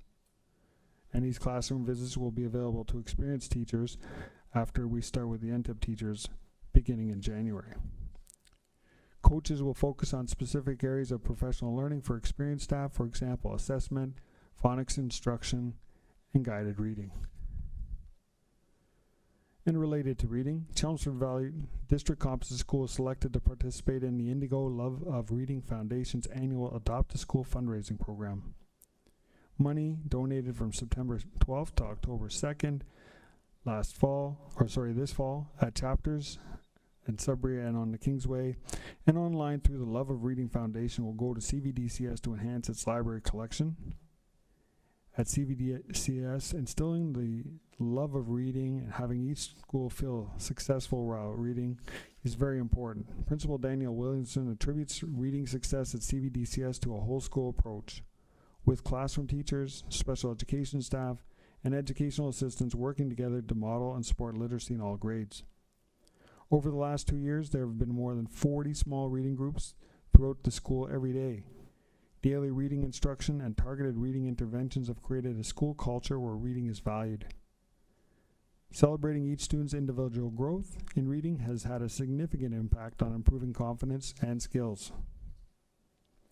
In numeracy, we continue to offer teachers access to two very proven programs, Knowledge Hook and Math Up. Knowledge Hook is an interactive program designed to enhance math skills. Teachers from grades 3 to 10 have access to the online program. It's divided into challenges, individual tasks for students, and game shows, whole class quizzes, making math fun. The responses are converted to data that the teachers can use to quickly determine who understands a concept and who may need more help. Knowledge Hook provides opportunities for spaced and supplemental practice to enhance what's being taught in the classroom. Math Up is a curriculum-aligned resource created by Dr. Marion Small. It includes student activities and instructional resources. It also connects lessons to professional development and capacity-building materials. Math Up is an excellent resource for math assessment and instruction. It's available in English for grades 1 to 8 and French for grades 1 to 6. Resources are customizable and can be modified for the needs of specific learners. And speaking of adding to the fun factor in math, many of our schools have math fun boards. In this example, students from Adamsdale Public School are challenged to estimate how many squares of toilet paper are on a single roll. Each week, there's a new math challenge to engage students in mathematical thinking. Around our priority of mental health and well-being, our mental health team has developed resources for schools to promote well-being and to address student needs when their well-being is at risk. This year, we are moving from theory to practice in our work on trauma-informed classrooms. When we gain a better understanding of how environments and circumstances affect people, young children, we're better able to respond. In addition, around wellness, this year we have a new physical education and physical literacy coordinator from K-12, Matt Coots. Our goal is to get kids moving and have more capacity in schools for healthy, active living. Our coordinator, Matt, has developed resources and will be visiting schools regularly to work with teachers and students. Schools will also continue to visit the Lancerdome. And as we all know, the impact of physical activity on mental health, well-being, and learning outcomes. And we're quite certain that Mr. Coots will help our staff to continue to move forward in our efforts to provide quality daily physical education.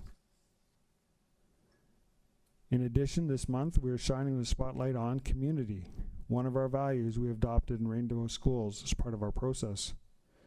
And we have some wonderful examples, beginning with Stand Up Against Bullying Day.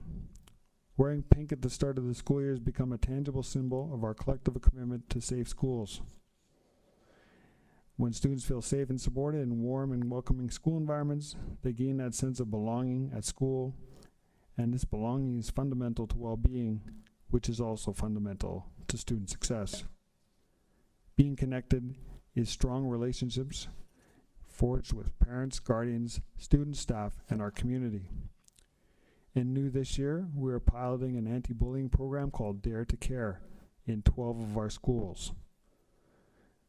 This Canadian program has proven to be efficient and effective in building empathy and reducing bullying. So we look forward to sharing more information about Dare to Care with you as we move forward with this pilot initiative. Staff and students also continue to find creative ways to raise funds for cancer research. Another example of building community. Students from Valley View Public Schools sold lemonade with all proceeds going to the school's Terry Fox Run. In the 2021-22 school year, Rainbow Schools collected an impressive $26,000 in donations. And since the start of the Terry Fox Run 41 years ago, Rainbow Schools have raised an astounding $963,000 for cancer research. Next year, we hope that we might possibly reach the $1 million milestone in donations.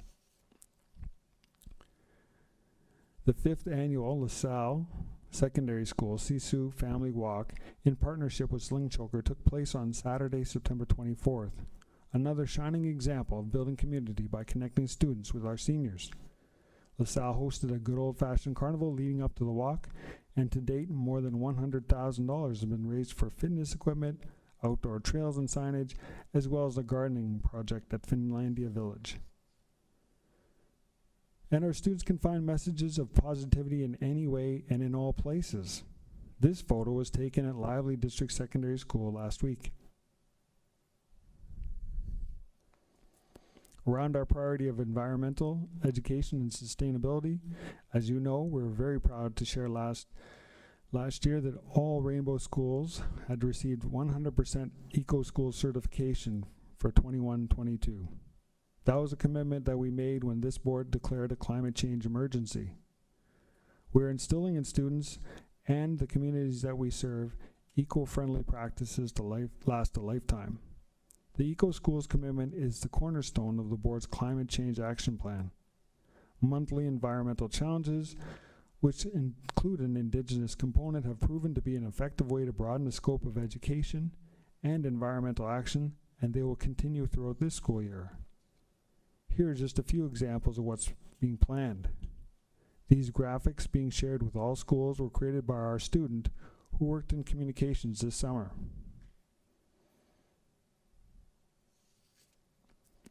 You may notice that we added more information about our monthly environmental challenges in the guide for students and parents and guardians. We all have a role to play in addressing our climate change and wanted to invite the community to join us on this journey. Students and staff at Manitoulin Secondary School were greeted with a no-mow zone sign. I'd like one for my front yard too, when they returned to school on September 6th. No-mow zones supply a small environment for various species to use as protection from predators. They also provide a breeding ground for nesting and feeding and are excellent habitats for pollinators. The 200 square meter space has helped Manitoulin Secondary School earn a platinum certification with EcoSchools Canada, which is the highest level of certification. Redwood Acres Public School has new flower beds, and staff are grateful to Jetty's Landscape Supplies and Sudbury Horticultural Society for soil, plants, and volunteers who worked with the students. As winners of the Ugliest Schoolyard contest, Chelmsford Valley District Composite School has undergone a dramatic transformation outdoors to match the renovation indoors in our first JK-12 school. With community support, a tremendous amount of work has been completed on school grounds, which will enhance teaching and learning. We'd like to thank our sponsors and volunteers for making this happen, including Zilda Greenhouse, Brown's Concrete, Futurescape Landscaping, Northern Wildflowers, Pioneer Construction, Sudbury Horticultural Society, Valet, with special thanks to major sponsors, Sudbury Integrated Nickel Operations, and it's a Glencore company. This really puts the finishing touch on the exciting revitalization project at CVDCS. And this work, of course, is another example of how we're building community in our schools. Next, around our equity and inclusive education priority. During the strategic planning meeting, we shared a presentation on culturally responsive and relevant pedagogy, which was the focus of professional learning prior to the start of the school year. This is a key component in our work in equity and inclusive education this year. To put the importance of this work into context, we currently have newcomers from 57 countries in our schools, from kindergarten to grade 12. Our classrooms are becoming more diverse and more globalized as we welcome newcomers in greater numbers into the communities that we serve. Also, at the beginning of the school year, we redistributed a card on dealing directly with language. This card provides strategies that can be used by staff to consistently address any language that discriminates. The colors reflect the rainbow, which is a symbol that is associated with spaces that are physically and emotionally safe for all students and staff. When we acknowledge disrespectful language and deal with it, we demonstrate allyship. What we say and what we model is important in building inclusive school communities. Our equity posts are also continuing. Special days or celebrations are highlighted through messages to staff, which are also posted on Facebook and shared with the broader community. Here's an example. September 8th was International Literacy Day. In 1966, the United Nations Educational, Scientific, and Cultural Organization, UNESCO, designated September 8th as World Literacy Day in an effort to address global illiteracy. This day aims to educate the public about the values of literacy as a matter of pride and civil rights, and to promote a more literate and progressively sustainable society. Today, literacy challenges persist with some 771 million individuals worldwide lacking basic literacy skills. The theme for this year's World Literacy Day was Transform Literacy Learning Spaces, an opportunity to build resilience and ensure quality, equitable, and inclusive education for all. Here's another example. September 23rd, the Terry Fox School Run Day, as we cheered on students from Rainbow Schools running and walking throughout September and October in support of the Terry Fox Foundation. One of our biggest equity initiatives that we worked on last school year is the census, which is going to be implemented shortly. As you know, the Ministry of Education has mandated school boards in Ontario to collect and analyze voluntary demographic and perceptual data about students. The census questionnaire is a result of many conversations and consultations that occurred with all stakeholders during the last school year. October 3rd to 7th is Census Week in Rainbow Schools. On Monday, every student will receive an email with a link to an identity-based survey, and the link will be sent to student email accounts only. This is to ensure that we receive only one response per student. Parents and guardians of kindergarten to grade 8 will complete the survey at home with their children. Grade 9 to 12 students will complete their survey in class. The census will consist of 10 questions that will take about 3 minutes to answer. A number of resources can be accessed on the board website to learn more about the census. This includes a fact sheet, information in the guide for students and parents and guardians, which was shared at the beginning of the school year, frequently asked questions, as well as the questionnaire for kindergarten to grade 3 and the questionnaire for grades 4 to 12. Some of our schools will be hosting census cafes next week in order to provide in-person support to families with completing the census. This includes our newcomers.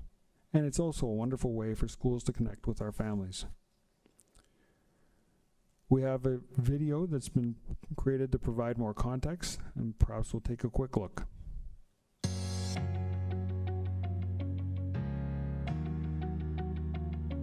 Everyone counts means that each individual student, each individual member of our school board should have a say in how education is done and should have an equal chance. So that means not just, the mass majority, but each individual student, each grade at each school. Everyone counts means that my voice matters, your voice matters, and everyone's voice matters to Rainbow Schools. I think it's important because it allows the board to understand how students feel in their school atmosphere. You're not just keeping it to yourself, you're saying this is who I am and this is what I can be. It's important that the board has the tools to identify what areas of student learning need to be improved, and the census is an opportunity for the board to learn more about its student body. Well, the census is mandated by the Ontario government, and so all schools in Ontario will be taking on this census. And it just gives boards an idea of the students that we have and how to accommodate all of them and include everyone. The questions were designed for the board to get to know us more about our background and our experiences. The census is confidential, but it's not anonymous, and there's a good reason for that. While the survey is not anonymous, it is confidential, and the board is actually obligated to keep your privacy. The data will help the board to better support us. Allows the board to get a better insight into what's going on in schools and lets students share their voice and thoughts.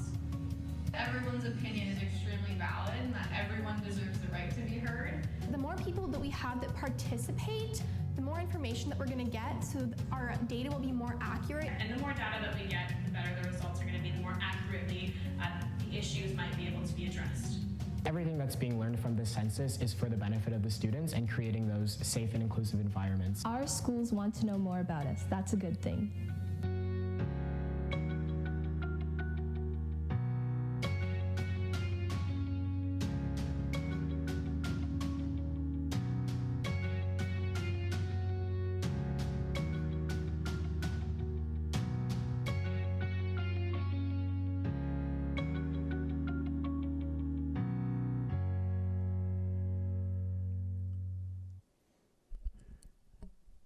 Thank you.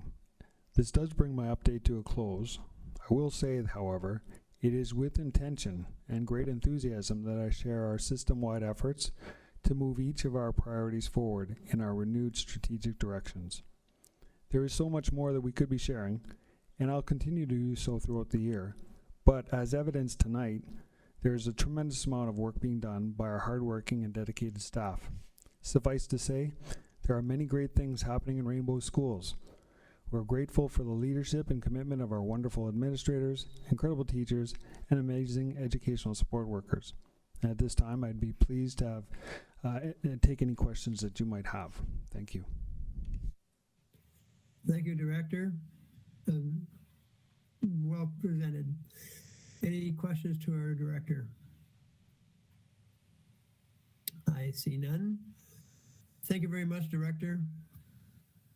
Great presentation. We move on to number 2, the levying of education tax bylaw, Superintendent Bazinet. Thank you. Through you, Chair Clement. This is a bylaw that is required, and you do see it annually. What it is we get notice from the Ministry of Finance. They are responsible for levying the education taxes in the unorganized townships that are part of our district. So the bylaw was sent to you as part of the backup package. It is the one that you do see each and every year, and it is a requirement that we have a bylaw that is approved so that we can send it off to the Ministry of Finance. Therefore, we do have a motion for your consideration that the levying education taxes for 2023 bylaw as attached be deemed to have been read 3 times and approved. Can we have a mover, please? Trustee Yahunda, and a seconder. Trustee Cosmerly. Any questions for Superintendent Bazinet? I see none. Poll vote, Director. Trustee Clement, In favor. Trustee Dewar, In favor? Trustee Gibson, In favor. Trustee Hunda, In favor. Trustee Cosmley, In favor? Trustee Morrison, In favor. Trustee Stringer, In favor. Student Trustee Kunze, In favor. Student Trustee Trudeau. In favor. Motion's carried. Thank you, Director. Number 3, various capital project updates. Again, Superintendent Bazinet.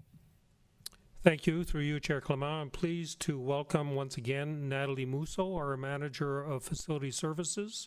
She will outline a slideshow for you on various school renovation projects that have occurred in the last fiscal year, and some of which continue as we speak. The presentation this evening does not include Churchill or the new French Immersion Elementary School. They will be brought to you at a future meeting. So welcome, Natalie. The floor is yours. Thank you very much. Thank you for allowing me the opportunity to share some pictures of some of our 2021-2022 summer construction projects. These are the list of schools that we have done some renovation projects to over the summer, and some continuing on this fall. So Algonquin School, we provided 1 rooftop unit which will ventilate 8 classrooms to complete the mechanical ventilation at the school. So what you're seeing in this slide is the room that the ventilation unit has been installed over, what it looked like before and what it looks like after the ductwork has been installed. This is the reinforcement of the roof in that same room to accommodate the unit. This is one of the corridors that you see a before and after, where we've fixed the ceiling and lighting. We installed, sorry, go back. We installed a new school sign, and we will be creating an outdoor classroom right below that in the form of an amphitheater by the main entrance before the winter. Central Manitoulin, parent drop-off. We've built a lay-by lane for parents to drop off their kids away from the buses. This alleviates any congestions with vehicles on the road and allows the students a safe passage to the school. So we have a picture of before, during construction again of the lay-by, and then we've got the final product over the next 2 slides. Confederation site work upgrades. We completed the 2nd phase of the parking lot upgrade. Phase 1 was repaving the parking area on the side of the school, which we completed in 2015. In this phase, we replaced the remaining asphalt at all the entrances and the drive-through around the building, the bus loading zone, and the front parking area. So this is pictures of the parking lot, and you can see where we have some drainage issues before construction. This is also before the construction took place. This is our during construction, where we're putting in the curbs. We also put in new piping for drainage and catch basins, and you'll see some of those catch basins going in. And this is the final product of the area. So we now have proper drainage into the storm sewer, and we've also replaced the concrete sidewalks.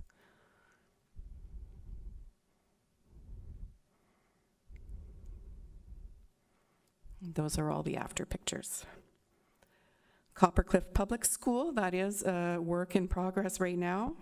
We're waiting on the new unit ventilator for the gym. The previous unit was beyond the point of repair and was hard to maintain since it was in a ceiling space.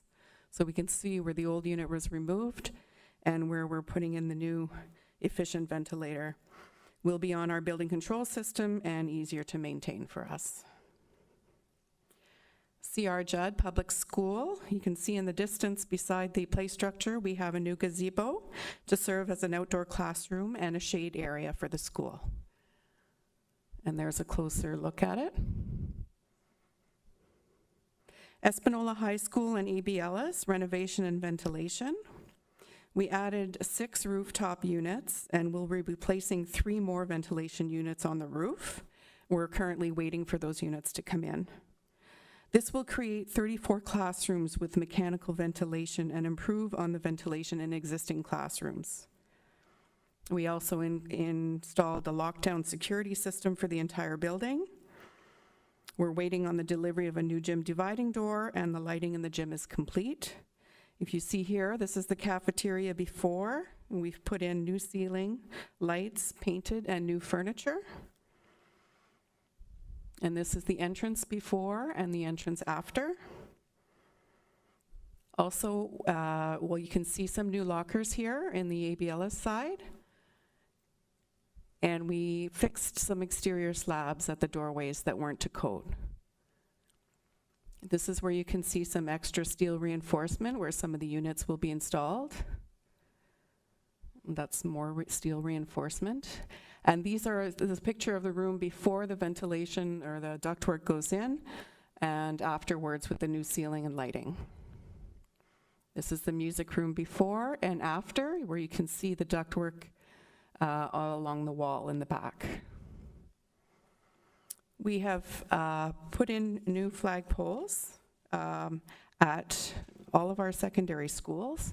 So all of our secondary schools now have a second flagpole, and we put in new ones at C.R. Judd, Queen Elizabeth, and Little Current, since their poles were on the side of the building and not freestanding. Larchwood Public School, we did a roof replacement, some site work and interior renovation. You can see we regraded the asphalt parking and play area at the front and back of the school. We added 2 ERV units on the roof to ventilate the gym, the library, the office, and a classroom. You can go ahead. This is the parking area while it was under construction and after construction. Again, this is a reinforcement for the unit that was going on the roof and the new ductwork that resulted. This is a picture of the roof before it was redone, during construction, and then the final roof after construction. We redid some walkways with some locking stone. And we put in a new accessible bathroom as well as a new storage room. We're currently in the middle of completing a new entrance that will be wheelchair accessible. Little Current Public School, we did a partial roof replacement, some site work, brick repair, and interior renovations. We replaced, so this is replaced some sections of the roof, so you can see the roof under construction and the new roof that resulted. We regraded and paved the front parking area, so you can see that the parking lot is under construction in these photos, and then what it looks like afterwards. We removed the asbestos flooring and added new VCT flooring in 8 classrooms and the staff room. So this is where you can see there was some old carpeting in the staff room with the new tiles. This is our classroom with asbestos tiles before, and then the classrooms with the new flooring after. We removed some deteriorated brick and installed new brick, so you can see that's where the brick had been removed, and that's what it looks like now. We upgraded some ventilation, and okay, back to Little Current, I'm sorry, we upgraded some ventilation. We're waiting for a Christmas shutdown to install a new elevator. So that is still ongoing work. Lockerbie Composite School, We did extensive ventilation work there. We will be adding 4 rooftop and 1 unit ventilator for the staff room. And this will complete the ventilation for 30 classrooms that will be controlled through our building automation system. Since there will be a lot of ductwork being installed to transfer the air, we will be adding new ceilings and lighting in the classrooms and second floor corridor. We'll also be upgrading 2 electrical panels. We ran into some asbestos ceiling, so we had to do some asbestos abatement and had to remove that in order to make it safe. And this is just some of the ductwork that you can see in the new ceiling space. This is what a classroom looked like while we were under construction, and this is the classroom after. Again, we had to do some steel reinforcement for the units. That was Lockerbie. Llewellyn, we replaced 2 sets of back stairs for safety reasons. So you're looking at 1 set of stairs before and what it looks like after. And that's the second set of stairs before and after with the new railings. Manitoulin Secondary School, we installed a new ventilation unit for the gym with extra heating cabinets. And with the ventilation units that we had put in during the school year and this summer, the whole school is now completely mechanically ventilated. This is just one of the new units. And we also put in a new generator, mainly as a backup for our water system at that school, should the power go out. Northeastern Elementary School, we redesigned the entire front parking area and created a bus loading zone, a separate parking area, and a pickup drop-off area for parents. This will make it easier and safer for students getting to their buses and staff to their vehicles. This is the parking lot before. This is during construction. This is the ramp that we redid, the accessible ramp and the stairways to the front of the school. This is some of the construction activities going on, regrading the parking lot. This is a picture of the old stairs and landing and now what it looks like today with the new stairs and ramp. This is the bus lane that goes into the form of a U, and it's completely separated from the parking area that you see here. And this is the new parking lot.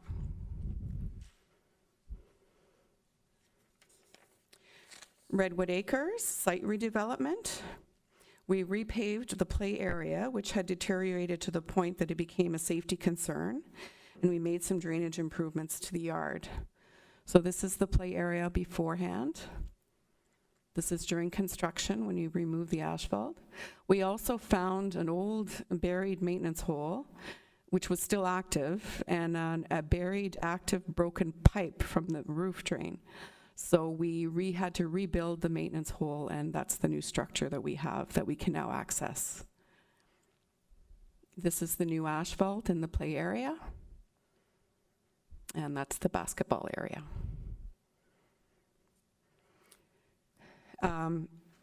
Back to Redford for 1 minute. We are also waiting to replace old windows with double-paned new windows. We're waiting for those to come in. R.H. Murray, we replaced the old single-pane windows in 3 classrooms with new windows, and this completed the new window upgrade for the school. So here we can see one set and the other set, the old window versus the new. And that concludes the presentation. The total cost of all of these projects combined is approximately $11 million. And I would like to take the opportunity to thank Paolo Baradelli, our project coordinator, for having managed these projects efficiently and effectively under tight timelines this summer. And we're open for questions. Thank you, Natalie. Really nice to see that the old buildings are getting a new facelift, and it's about time really too, isn't it? Any questions for Natalie? Trustee Cosmley. Just one question through you, Chair Clement, regarding the Llewellyn Park renovation. Is there a ramp, Like, is it accessible where you've changed the stairs? I was just wondering about that. There is a ramp to the school in another area, but we didn't redo the ramp. It was fine. We just redid the safety issue with the stairs. Okay, thank you. Oh, sorry, Trustee Gibson. So my mic wasn't on. Go ahead. Thank you, Chair Clement. Through you to Ms. Musso. I'm just curious, you mentioned, I think it was with Redwood Acres with the play area and Low Ellen with the stairs, that the improvements were a result of safety concerns. I'm assuming that all of the improvements were not a result of safety concerns. Can you just share a little bit about the process of how you make the decisions of what is prioritized, so what gets done this year as opposed to next year, how you keep track of it all? Because we get the information and the cost, but I don't have any understanding of the process as to how these decisions are made. Thank you. Thank you, through Chair Clement. It's Dennis. I'll just elaborate a little bit on our approach to the capital planning process. We've had our preliminary meeting for projects that are being considered for the current fiscal year. We had our first meeting in May. And when I say we, it's primarily would involve Natalie Musso, our manager of facilities, Paulo Baradelli, our coordinator of projects, Sandy Ackroyd, myself. And what we do is we look at what has come out through the previous ministry assessments, because they've assessed all the schools and they've established a list of priority based on life cycles for the schools themselves. We have a list that are brought forward through our various facility supervisors throughout the course of the school year as they are in the schools and they see things. We do review what is in our work order system as all the maintenance requisitions, some of which are a little major in scope. So those are the ones that we would consider as a project. We also send out a form to the school principals asking them if they would like to recommend some capital projects for their schools, which could involve curb appeal, so where we're looking at just facelift, which would involve paint and things which are more of a minor nature. Of course, over the last 2 fiscal years, ventilation has been a priority and continues to be, so we will see additional projects carry forward in the current year. And then we also bring that forward, or I bring it forward for discussion at Exec Council for another set of eyes. And once we review all the projects, including those that are carrying over from one fiscal year to the other, and we look at our funding, we start to establish the list of priorities for the current fiscal year. So that is a long-winded response to perhaps a very simple question. Thank you, Superintendent Bezenet. Any other questions? I see none. Well, thank you very much. Really nice to see the projects on the go and coming to fruition. Thank you. We're going to number 4, OSSA AECO fees. We have a motion that the 2022-23 membership fees in Ontario Student Trustees Association be approved. I need a mover, please.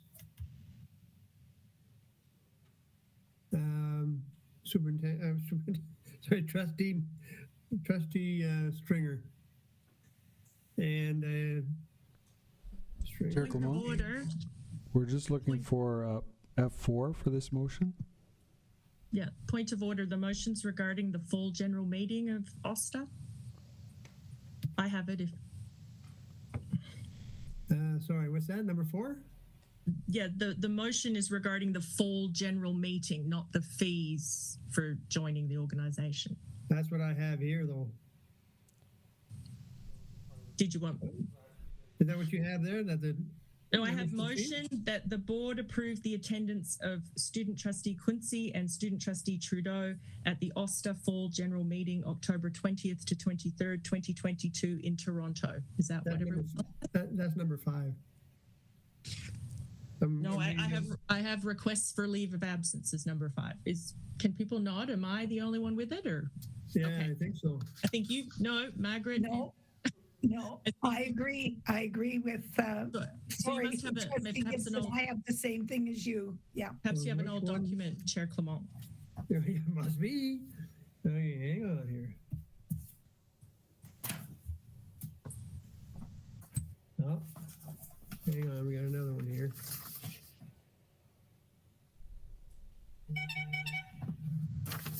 Oh, 1 second. Okay, I got it here, I think. Now, where were we? Tenders, that's gone. Audit, school. Aha! I had the wrong page. Sorry so much. Okay, number 4. For the motion that the board approve the attendance of student trustees Quincy and student trustee Trudeau at the Oster Fall General Meeting, October 20th, 2022 in Toronto. Now we can have a mover. Mover trustee Stringer. And seconder is trustee Honda. Thank you. Sorry for the problem. Any questions? I see none. Poll vote, Director. Trustee Clement, In favor. Trustee Dewar, Sorry, in favor.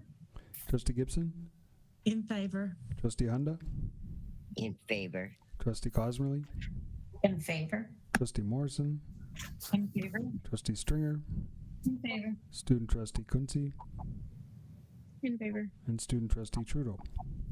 In favor. Motion's carried. Thank you very much. Okay, number 5, request for leave of absence. We have Linda DeBosque and Carrie St. Jean. Be granted leave of absence from the September 27th, 22 meeting, board meeting. A mover. Trustee Cosmerly, and a seconder, Trustee Stringer. Poll vote, Director. Trustee Clement, In favor. Trustee Dewar, In favor. Trustee Gibson, In favor. Trustee Hunda, In favor. Trustee Cosmerly, In favor. Trustee Morrison, In favor? Trustee Stringer, In favor. Student Trustee Quincy, In favor. and Student Trustee Trudeau. In favor. Motion's carried. Thank you, Director. I hope I have the right page here now. So we're going to Director's remarks. Number 7. Thank you, Chair Clement. I will be brief as we've had a very informative meeting, but I do want to begin by sharing my sincere appreciation of our wonderful teachers, educational support staff, for their outstanding work to get our school year off to such a great start. I'd also like to commend our students on a successful return to school and thank our families and parents and guardians for their ongoing support. Just a few quick pieces of information. This is not final information, but as an enrollment update, our current secondary enrollment, it's prior to the count date, but is at 4,652 students, up 36 from what we've predicted. Our current elementary enrollment is 9,229 students, again, not final, as we're prior to the count date, but this is up 344 students from our predicted enrollment. So additional staffing is taking place as we speak. Additional teachers are being hired, and there are some school reorganizations taking place as a result to accommodate the additional students, which we are very grateful for and we welcome into our schools. Other points of interest, community use and dome bookings are now being granted, and there's considerable interest as people try to get back to a sense of normalcy and make use of excellent facilities that we offer. Also wanted to let you know that Executive Council has been making school visits, and this is a regular occurrence to connect with our students and our staff. In addition, athletics are in full swing. School clubs, activities, bands, drama, all those activities that students have been missing are now returning in full force, and students are benefiting from this return and their engagement in school. So we're very grateful for all of the people who make these activities possible for our students. In addition, just as a point of information, we have received permission from the Ministry of Education to list Cyril Varney on the open market as part of that process. A couple other pieces we want to share. Just our gratitude. You saw that presentation from facilities. We're very grateful for our facility staff for their outstanding work, not only in summer projects, but in preparing our schools and making them safe, inviting places to work and learn. We do recognize the importance of the essential work our facility staff does each day and night to support our schools. I know we've had a long meeting, but long after we've adjourned, there'll be facility staff working in each of our buildings to make sure that our schools are bright and shiny and ready for tomorrow. I'd also like to take the opportunity to congratulate Chief Shining Turtle of Whitefish River First Nation on his retirement. We'd like to express our respect and gratitude for his partnership and contribution to Indigenous education in Rainbow Schools. As one of the original signatories to our education service agreements with our First Nation partners, Chief Shining Turtle has always been committed to student success and was a strong advocate for First Nation students, and we all wish Chief Shining Turtle all the very best in his future endeavors. I'd also like to take this opportunity to conclude my remarks tonight to express our appreciation to our school administration and all staff for their dedication and their commitment to student learning and well-being. Each day, our staff works with heart, pride, and determination to support our students and our communities, and these people exemplify what reaching minds and touching hearts is all about. So I'd like to thank all of them, including you, our trustees, for being difference makers in the lives of our students. Thank you, Chair Clement. Thank you, Director. Very informative. We'll go to number 8, and we'll go to OPSPA Director. It's number 7. I have nothing. Sorry, I have nothing. I'll be attending the OPSPA Board of Directors meeting in Toronto, September 30th and October 1st. So I'll have something next meeting. Thank you. Thank you, Director. I was going to attend with you, but I was a little late getting my reservation in, so they only gave me one night, which was $310, which I thought was outrageous. So I said, well, what about Saturday? $600. Now, that's I'll be doing virtual for the rest of my life, I think. So that's crazy. It's insane. This is where we ask our student trustees if they have anything to say. Yeah. Go ahead, Trustee Quincy. Yeah, so Trustee Trudeau and I have a couple of things we'd like to share with everyone about the students and kind of our perspective on the back to school. So we did have our first Senate meeting at the beginning of the month, which went really well. That consists of representatives from every single high school, which was really exciting to see. Everyone had really good energy. Thank you to the trustees who did attend that meeting. It's always inspiring to see leaders as well there from the trustees and the board. And there was really just great energy. We had done our executive council elections for that, so everyone's excited and has ideas. We also got a presentation from the BIPOC Youth Taking Action program, which many of our student senators are interested in implementing within their schools. So there'll be more progress with that to come. In general, most people kind of said that there's been lots of new kids, coinciding with what Director Boisjett said. There's been higher enrollments at every school and bigger classes, as well as just more participation events. Pretty much every school put on like some kind of grade 9 introduction day, which went really well. So that's great. And there was lots of student leadership going on throughout those events and through the first week back to school. There's also just been lots of things going on in the school, again, with sports teams. Students are excited that extracurriculars are going on. And yeah, And then Darcy and I also just wanted to share a little bit about what the student leadership perspective is for the National Day for Truth and Reconciliation from student leadership perspective. So I collected a little bit of information from the different schools, and there's just a couple. Llewellyn is doing a Orange Hearts campaign, and they're also doing, some schools are going on field trips to do a sunrise ceremony. Sudbury Secondary is also, they're helping with the sunrise ceremony. Confederation High School has been doing, they're doing a video, and they've been playing Indigenous music throughout the week. Manitoulin is doing a feast. It's kind of a potluck style thing, and then we're doing a teaching on the feast bundle. And I'll pass it over to Darcy. Okay, go ahead, Trustee Trudeau. Okay. This week, the Student Senate is making posts for the Truth and Reconciliation Week, which is from September 26th to the 30th. Monday, the post that we did was, why do we wear orange, and the story behind the orange shirt. Tuesday, a biography of Phyllis Webstad. Wednesday, what does the National Day for Truth and Reconciliation come from? Thursday, we have residential schools. Friday, September 30th, the National Day for Truth and Reconciliation. Why is it important? I thought it was a wonderful idea for the Student Senate to make posts for the Truth and Reconciliation Week. These posts were made to briefly educate students about what the National Day for Truth and Reconciliation is and the importance behind it. The posts were not too big, but there was enough information for students to have a bit of knowledge about this topic. The art in these posts were done by a senator.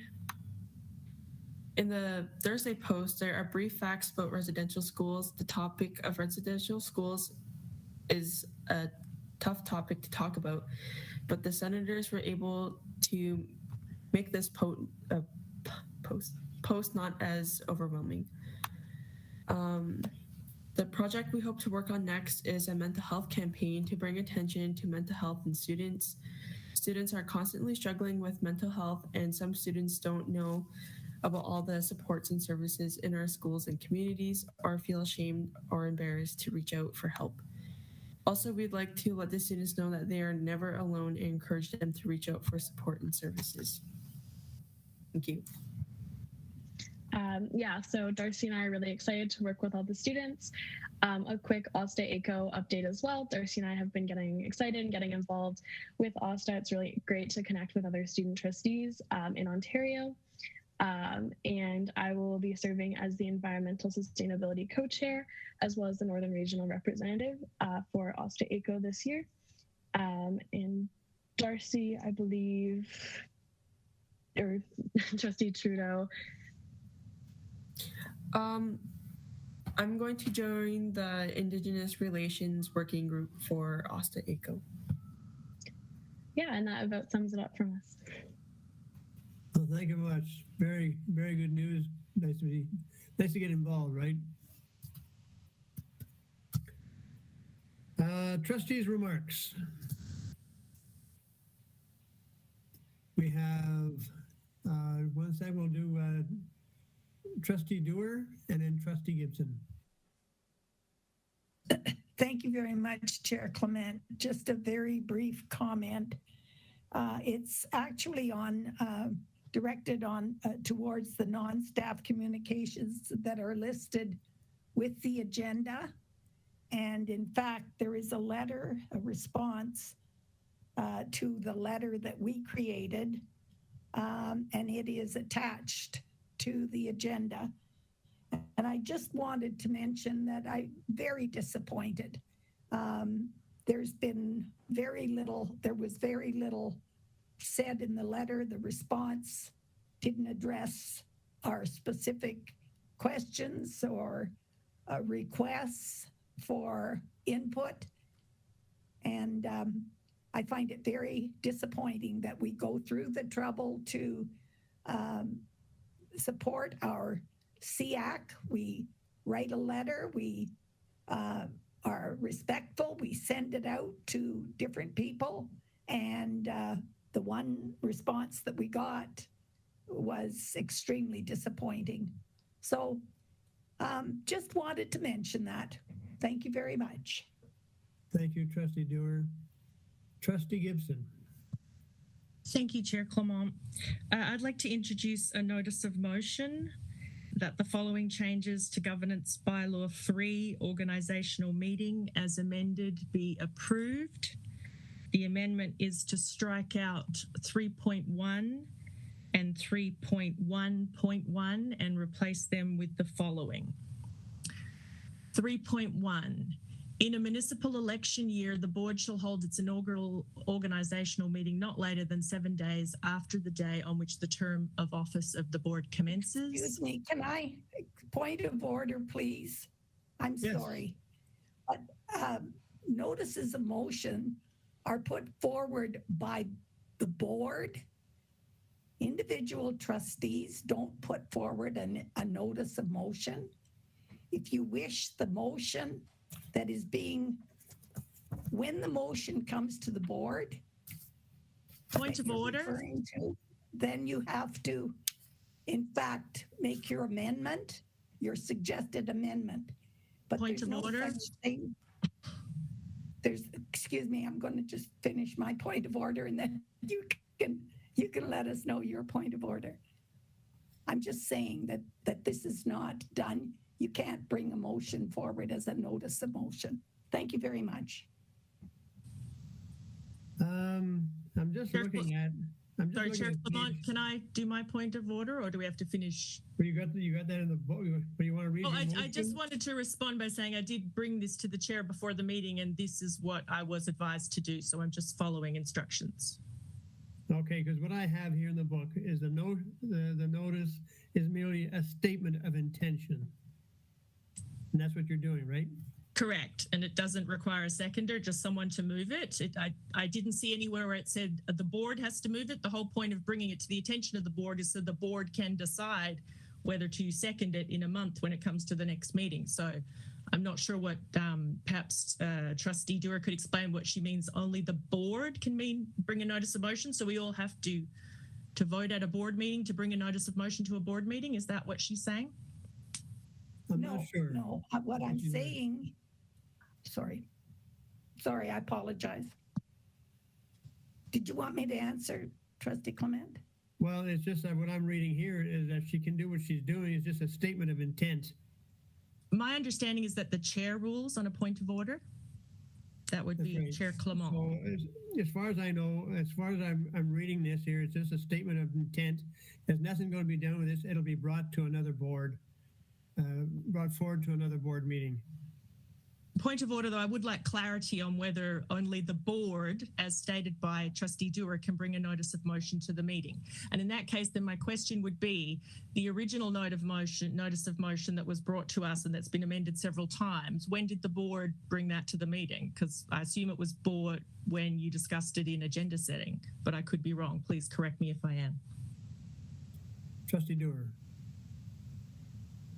I was addressing my question to the chair, not to Trustee Dewar. I'm sorry. Okay. Yeah, I don't see any problem with this here in the sense that what I'm reading here is because if it's a statement of intent only to be brought forward to another meeting and it requires just the mover, no seconder, I don't see a problem with it. Is that your ruling, Chair Clement? That's my ruling. Thank you. Point of order, I'm sorry, but I'm going to request that you address my earlier point of order. And in fact, I'm going to challenge the ruling of the chair. I'm sorry, but I have to challenge the ruling of the chair, please. Do you have another interpretation of this ruling that's in the book of Bernard's on page 49 here? Point of order. If someone challenges the ruling of the chair, do we not just vote? Is there discussion? I'm not sure, so I'm asking. Thank you. I'm going to withdraw my challenge. Go ahead. Okay. Go ahead and put in your motion of I believe I've already done that if you're addressing me, Chair Clement. okay, yes. So all we need Oh, is, sorry, I was interrupted. I can continue. okay, all we needed is the right wording. Yes. So I believe, and sorry if I'm repeating myself, I believe I was up to strike out 3.1 and 3.1.1 and replace it with, so the new 3.1 would be, in a municipal election year, the board shall hold its inaugural organisational meeting not later than 7 days after the day on which the term of office of the board commences. 3.1.1, in each following year, the board shall hold its organisational meeting at the first meeting on or after the anniversary of the date of the term of office the board began, and at the first meeting after a vacancy occurs in the office of the chair.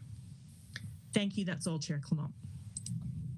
Thank you very much. Now, Cindy, did you get all that? Or can you send a copy to Cindy? I certainly can. I appreciate that. Thank you very much. That's all that's required for that. And you're moving that. Yes, thank you. Okay. Thank you. Okay, any other remarks from any trustees? Trustee Morrison. Just would like to add a comment to the most recent discussion. As chair of the Strategic Planning Committee, I would say that we would work on a draft of that amendment, Trustee Gibson, after discussing at an agenda setting meeting for strategic planning, it may get on the strategic planning agenda then as a suggestion to change because it's a policy change that would normally go through strategic planning. Strategic planning then makes a recommendation to the board. And if the board approves it, the notice of motion is used as a way to let all stakeholders know that we're considering changes, and it's giving them the opportunity to respond. Thank you. Thank you very much. That sounds fine with me. How about Trustee Gibson? Oh, I'm sorry. Was that a proposal? I thought it was just a comment. Are we debating this now? I'm No, it's just that that's the way it works. I've made my notice of motion, and my understanding is I've moved it so it will now appear on the next agenda for a board meeting. It's nothing to do with strategic planning. Is that not correct? I'm not sure. I'm going to have to look into that. I mean, I understand that notice of motions do come from strategic planning after discussions, and one actually came to this meeting, but I don't believe it's in compliance with the Education Act, and I didn't have time to send it back to a strategic planning meeting. I therefore took the initiative to write it in accordance with the Education Act, which is what I think it should be in accordance with. I've presented it as a notice. No action has been taken except you've been given notice. If you disagree with it, then don't support it at the next board meeting. That's your prerogative. And if anybody has any questions about my motion, please feel free to contact me. I'd be more than willing to discuss it with you.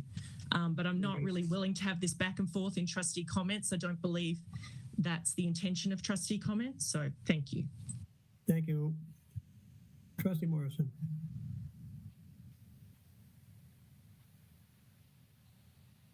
Your sound is off. I would agree this is not where we should be having debates about, so I agree with Trustee Gibson on that. However, if I also just, this is meant as a helpful suggestion, Anita, that perhaps you could also make a motion to reconsider. Point of order, I don't need to be given suggestions during trustee comments. I think this is inappropriate. Okay, can the chair rule? I will stop. I was just trying to help. Thank you. I've made it clear that I'm more than willing to answer questions if you want to call me or contact me, and I've put my motion on the table. So I'm not sure why it's being discussed and commented on. I think it's inappropriate. I'm requesting an apology. Trustee Morrison. I think she just said that. I willingly apologize again. Thank you so much, Trustee Morrison. Thank you. Okay, we'll move on from this subject. Does anybody have any other remarks other than this here? Something else differently? We're good. Okay, we move on to the chair's remarks.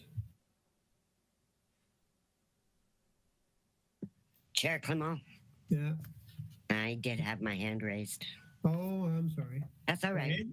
I understand. That's all right. It's not easy watching multiple people.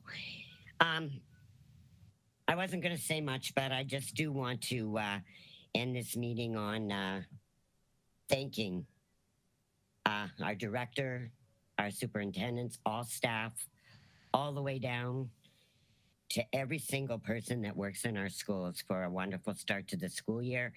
As most of you know, I've got 4 children in 4 different schools from one end of the city to the other, and I can tell you each and every one of them was just a wonderful experience, and I'm very excited to, and I feel a little bit younger and a little bit rejuvenated because I'm back to going to sporting events when I have the opportunity, which I did a few times this week, and it's just a good feeling to just be humming along, and these schools are doing outstanding jobs, and I'm very, very, very proud of my student senate. That video that you did was amazing, and I think that these things that you do, you need to know. I've told you before, but you need to know how important they are because you're the ones that the students listen to, you know, and it has a major impact. So I very much thank you for all the work that last year's senators did to put this all together. And I was very happy to attend the first meeting, and I'm so excited because we look like we have a very, very dynamic group of senators, and your voice is so important. And I'm just want to say thank you for everyone for making the start of school an outstanding one. Thank you. Thank you very much. Any other trustees? Gotta make sure now. No hands raised. Thank you. Okay, chair's remarks. This Friday is National Truth and Reconciliation. We will mark a solemn day on Friday, September 30th, as we observe the National Day for Truth and Reconciliation. It is a time to acknowledge the survivors of residential schools who had the courage to share their stories and relive the trauma. It is also a time to remember the children who never came home.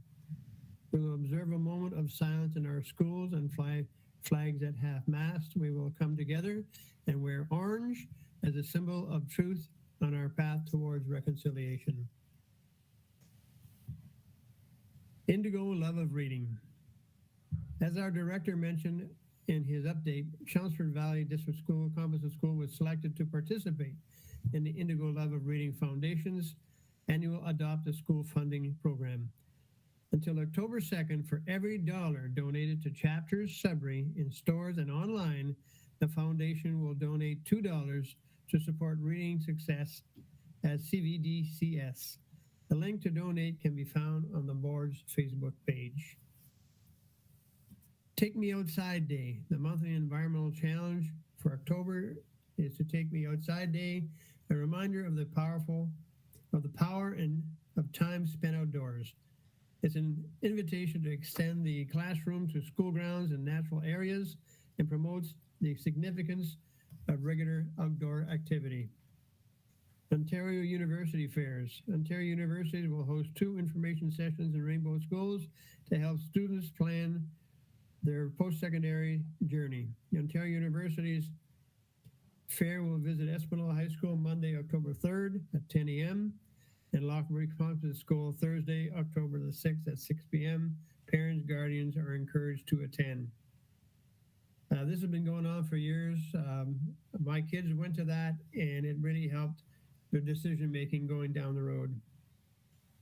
Thanksgiving is a reminder all schools will be closed for Thanksgiving Monday, October the 10th. The PIC AGM. Parents, guardians are invited to learn about parenting through the storm with author Ann Douglas as part of the Parental Involvement Committee's annual general meeting on Tuesday, October the 18th.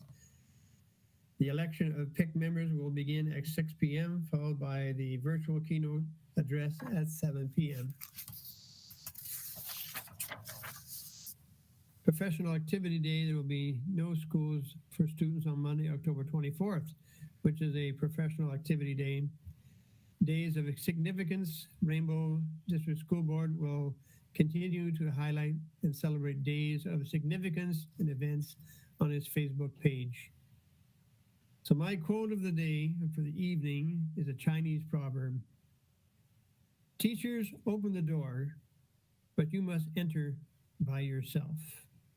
Our doors are open and we invite students who have yet to graduate to come back to class to obtain a secondary school diploma. It's never too late, not in our school system. Thank you very much, everybody. We have information proposals, report from officials and staff. That's in your package. Non-staff communications, that letter that Trustee Dewar was mentioning, and yes, it is very generic. That's the problem with these letters from the government. And you have there, H is your future meetings. Write them down for the coming month. And we move right on into adjournment. We have a motion that we now adjourn. I just need a mover, please.